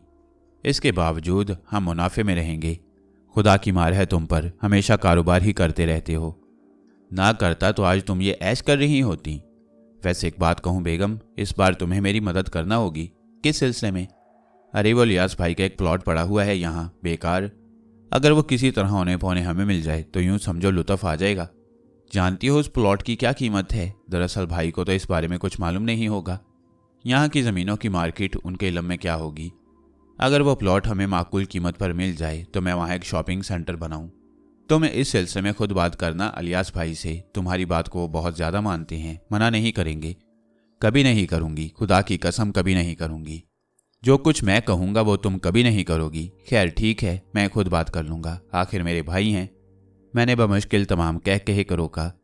जब्बार हुसैन ने यहाँ भी सौदा मुकम्मल कर लिया और अपने आप को ये सोचकर मुतमईन कर लिया कि वो तोहफ़े उन्हें मिले हैं वो इतनी मालियत के हैं कि अगर अलियास साहिब पर कुछ अखराजात हो भी जाएं तो कोई हर्ज नहीं। बाहर तौर ये दिलचस्प लोग थे और मैं उनके दरमियान बहुत लुत्फ़ महसूस कर रहा था। वाक़यात यूं ही गुजरते रहे और अलियास भाई की खातिर मदारत ठीक ठाक होती रही। गालिबन प्लॉट के सिलसिले में कोई बातचीत शुरू हो गई थी जिसकी बिना पर जब्बार हुसैन का मूड भी बहुत खुशगवार नजर आता था। वैसे अलियास साहिब उनकी निस्बत बहुत ही बागो बहार तबीयत के मालिक नजर आते थे। एक दिन उन्होंने जब्बार हुसैन से कहा, मियाँ जब्बार, मैंने मिर्ज़ा कदीर बेग को टेलीफोन कर दिया है। वो एक आध दिन में यहाँ पहुँचने वाले हैं। चंद रोज़ साथ रहेंगे तो लुत्फ़ आएगा। तुम ज़रा उनके लिए बंदोबस्त कर दो। जी। कितने अफराद होंगे उनके साथ? मेरा ख्याल है बस वो आएंगे और उनकी बेगम। सिर्फ 2 अफराद आएंगे। कोई अच्छा सा कमरा तैयार करा दो। और हाँ, ज़रा एहतमाम करना उनके लिए। जी बेहतर है, जब्बार हुसैन ने कहा, लेकिन उनका रंग उड़ गया था। अलियास साहिब मिर्ज़ा कदीर बेग के बारे में तफसीलात बताने लगे। दरअसल ये उनके बचपन के साथी थे, यहाँ के बड़े लोगों में शुमार होते थे और ख़ास तौर से शतरंज के खिलाड़ी थे। जबकि अलियास हुसैन भी शतरंज से बहुत ज़्यादा दिलचस्पी रखते थे। घर के मामलात बड़ी खुश असलूबी से चल रहे थे। मिर्ज़ा कदीर बेग भी आ गए। पुराने तर्ज के बुजुर्ग थे और शतरंज के दीवाने। चुनाचे आने के कुछ देर के बाद बिसात जम गई और इसके बाद ये खेल शुरू हो गया। इत्तफाक से मैं भी टहलता हुआ उस तरफ जा निकला था। ये खेल मेरे लिए बेशक अजनबी था, लेकिन बिल्कुल ही नावाकिफ़ नहीं था। उससे वो लोग चालने चलने लगे और मैं दिलचस्पी से ये तमाशा देखने लगा। मैंने अपने जहन में सोचा कि इस खेल की नौइयत क्या है, और फिर मुझे रफ्ता रफ्ता उसके बारे में तफसीलात मालूम होती चली गईं। मिर्ज़ा कदीर बेग बिलाशुबा इस सिलसिले में ज़्यादा अहमियत रखते थे और वो शतरंज के माहिर मालूम होते थे। चुनाचे उन्होंने पहली बाजी अलियास हुसैन साहिब को हरा दी और अलियास हुसैन साहिब हंसते हुए बोले, भाई अब दूसरी बाजी हो जाए, इसमें हम मेहनत करेंगे। मिर्ज़ा कदीर बेग ने गर्दन हिला दी। मैं दिलचस्पी से यह तमाशा देखता रहा। फिर जब चालें शुरू हुई तो फिर दफतन ही मैंने अलियास हुसैन को एक चाल से रोका और उन्हें सही चाल बता दी। अलियास हुसैन ने एक लम्हे के लिए सोचा और फिर चाल चल दी। मिर्ज़ा कदीर बेग ने चौंक कर मुझे देखा और फिर वह चंद लम्हात मुझे देखते रहे। फिर पुरख्याल अंदाज में शतरंज की बाजी पर निगाहें जमा दी। इसके बाद दूसरी चाल चली जाने लगी तो इस बार मैंने अलियास साहब को एक और चाल बताई और मिर्ज़ा कदीर बेग बिगड़ गए। भाई ये गलत बात है, चालें बताने की नहीं हो रही। वैसे मियाँ तुम शतरंज खेलना जानते हो। मैंने कोई जवाब नहीं दिया। दूसरी बाजी ने सूरत हाल काफ़ी ख़राब कर दी। चुनाचे मिर्ज़ा कदीर बेग ने जल्दी से सारे मोहरे उलट पलट कर दी और बोले, बताने की नहीं हो रही, तुम्हें खेलना है तो आकर खेलो मेरे साथ। अलियास हुसैन साहब बिगड़ने लगे। बस ये एक तफरीही मशगला था। बाहर तौर मुझे घसीट कर सामने बिठा लिया गया और मैंने शतरंज की बाजी पर निगाहें जमा दी। और इसके बाद मैंने मिर्ज़ा कदीर बेग के चेहरे को बगौर देखा। जब उन्होंने चाल देने के लिए हाथ बढ़ाया तो मैंने उन्हें हुक्म दिया, नहीं, आप ये चाल नहीं चलेंगे, बल्कि आप ये दूसरी चाल चलेंगे। और मिर्ज़ा कदीर बेग ने मेरी ख्वाहिश के मुताबिक अपना मोहरा आगे बढ़ा दिया। इसके बाद हुआ वही जो होना चाहिए था। मिर्ज़ा कदीर बेग सिर्फ मेरे अहकामात के तहत चालें चल रहे थे और सारी चालें उसकी उल्टी सीधी थीं। नतीजे में थोड़ी ही देर में वो बाजी हार बैठे और उनकी आंखें हैरत से फैल गईं। जबकि इलियास हुसैन साहब शिद्दत खुशी से उछल रहे थे, उन्होंने आगे बढ़कर मुझे लिपटा लिया। मियाँ कमाल है, यानी तुम यहाँ मौजूद हो और हम इधर उधर मुल्की शतरंज के खिलाड़ी को तलाश करते फिर रहे थे, यानी बहुत बड़े खिलाड़ी मालूम होते हो। ज़रा हो जाए मिर्ज़ा कदीर बेग एक बाजी। मिर्ज़ा कदीर बेग ने झुंझलाते हुए अंदाज में बिसात फिर से लगा दी। नतीजा वही हुआ जो पहले हुआ। वो दूसरी और उसके बाद तीसरी बाजी भी हार गए, लेकिन इसके बाद उन्होंने खलूस दिल से अपनी शिकस्त का एतराफ़ कर लिया और मुझसे मेरे बारे में सवालात किए जाने लगे। इलियास हुसैन ने कहा, कमाल का खेलते हो, खुदा की कसम कमाल का खेलते हो। ये तो बैनुल क़वामी मेयार का खेल है। बाहर के किसी मुल्क में जाकर खेले हो? नहीं, मैंने बाहर का कोई मुल्क नहीं देखा, मैंने जवाब दिया। तो फिर तुम्हें मेरे साथ चलना होगा। मैं तुम्हारे वालिद साहब से गुफ्तगू करूंगा, चलोगे मेरे साथ?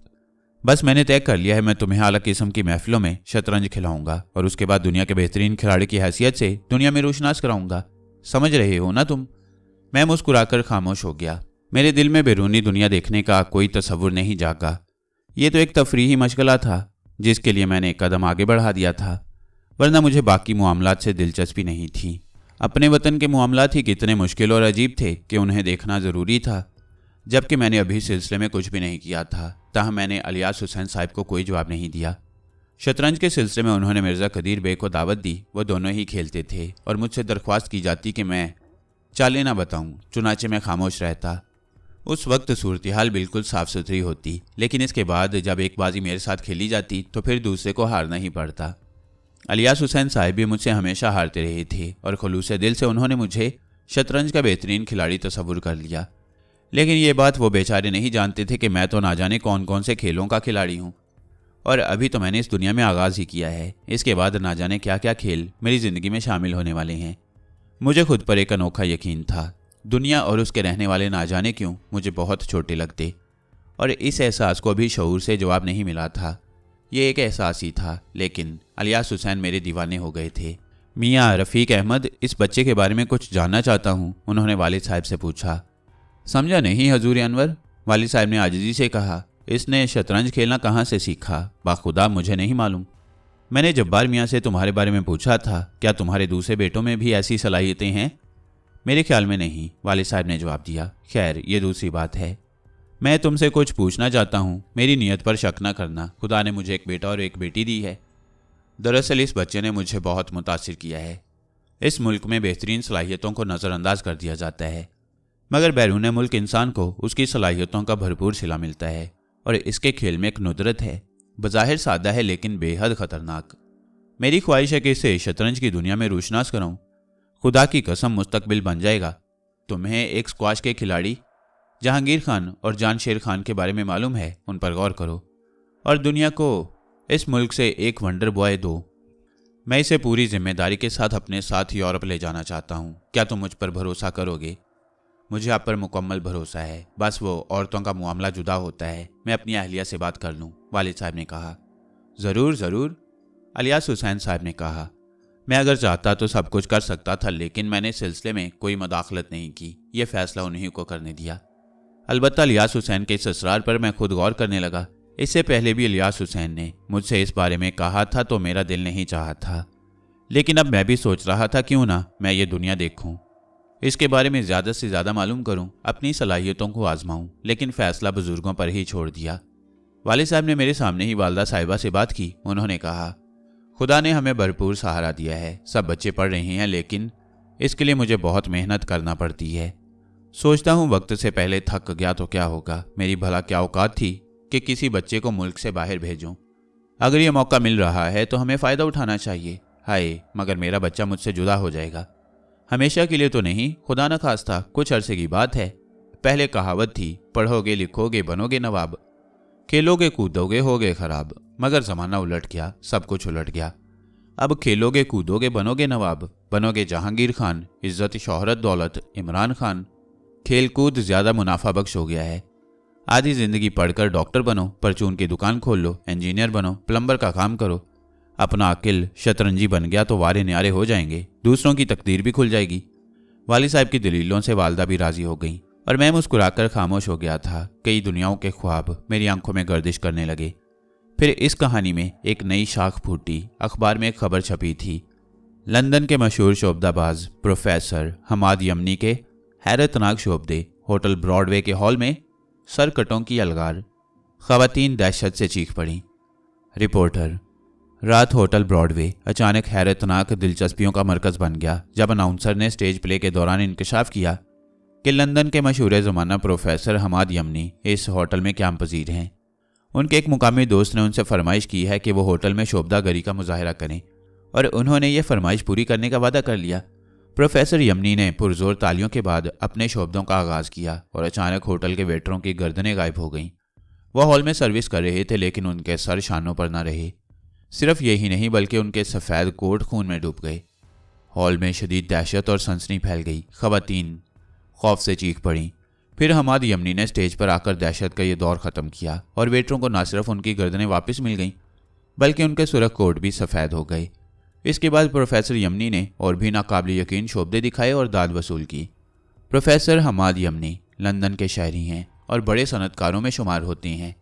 शोबदागरी सिर्फ उनका शौक़ है और वो इसके आम मुजाहरे नहीं करते।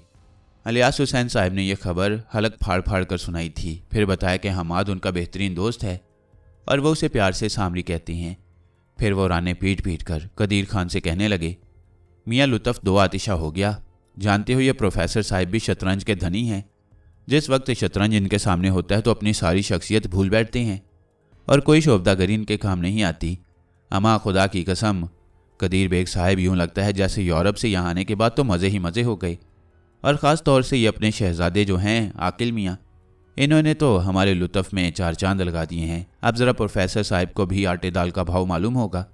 भाई जब वो सुनेगा कि मैं यहाँ मौजूद हूँ तो यही कोशिश करेगा कि यहाँ आकर क़याम कर ले, सब कुछ भूल जाएगा कदीर बेग। और इसके बाद जमेंगी शतरंज की महफिलें। अमा इंतज़ार करो भाई, मेरा ख्याल है उसे टेलीफोन कर दूँ। ये बातें जब्बार हुसैन साहब भी सुन रहे थे और मेरी मुस्कुराती निगाहें उनकी जानिब उठ गईं। मैंने जब्बार हुसैन का चेहरा पीला पड़ते देखा। उधर इलियास हुसैन साहब प्रोफेसर हमाद यमनी की शान में कसीदे पढ़ रहे थे और इधर जब्बार हुसैन साहब की जान पर बन गई थी।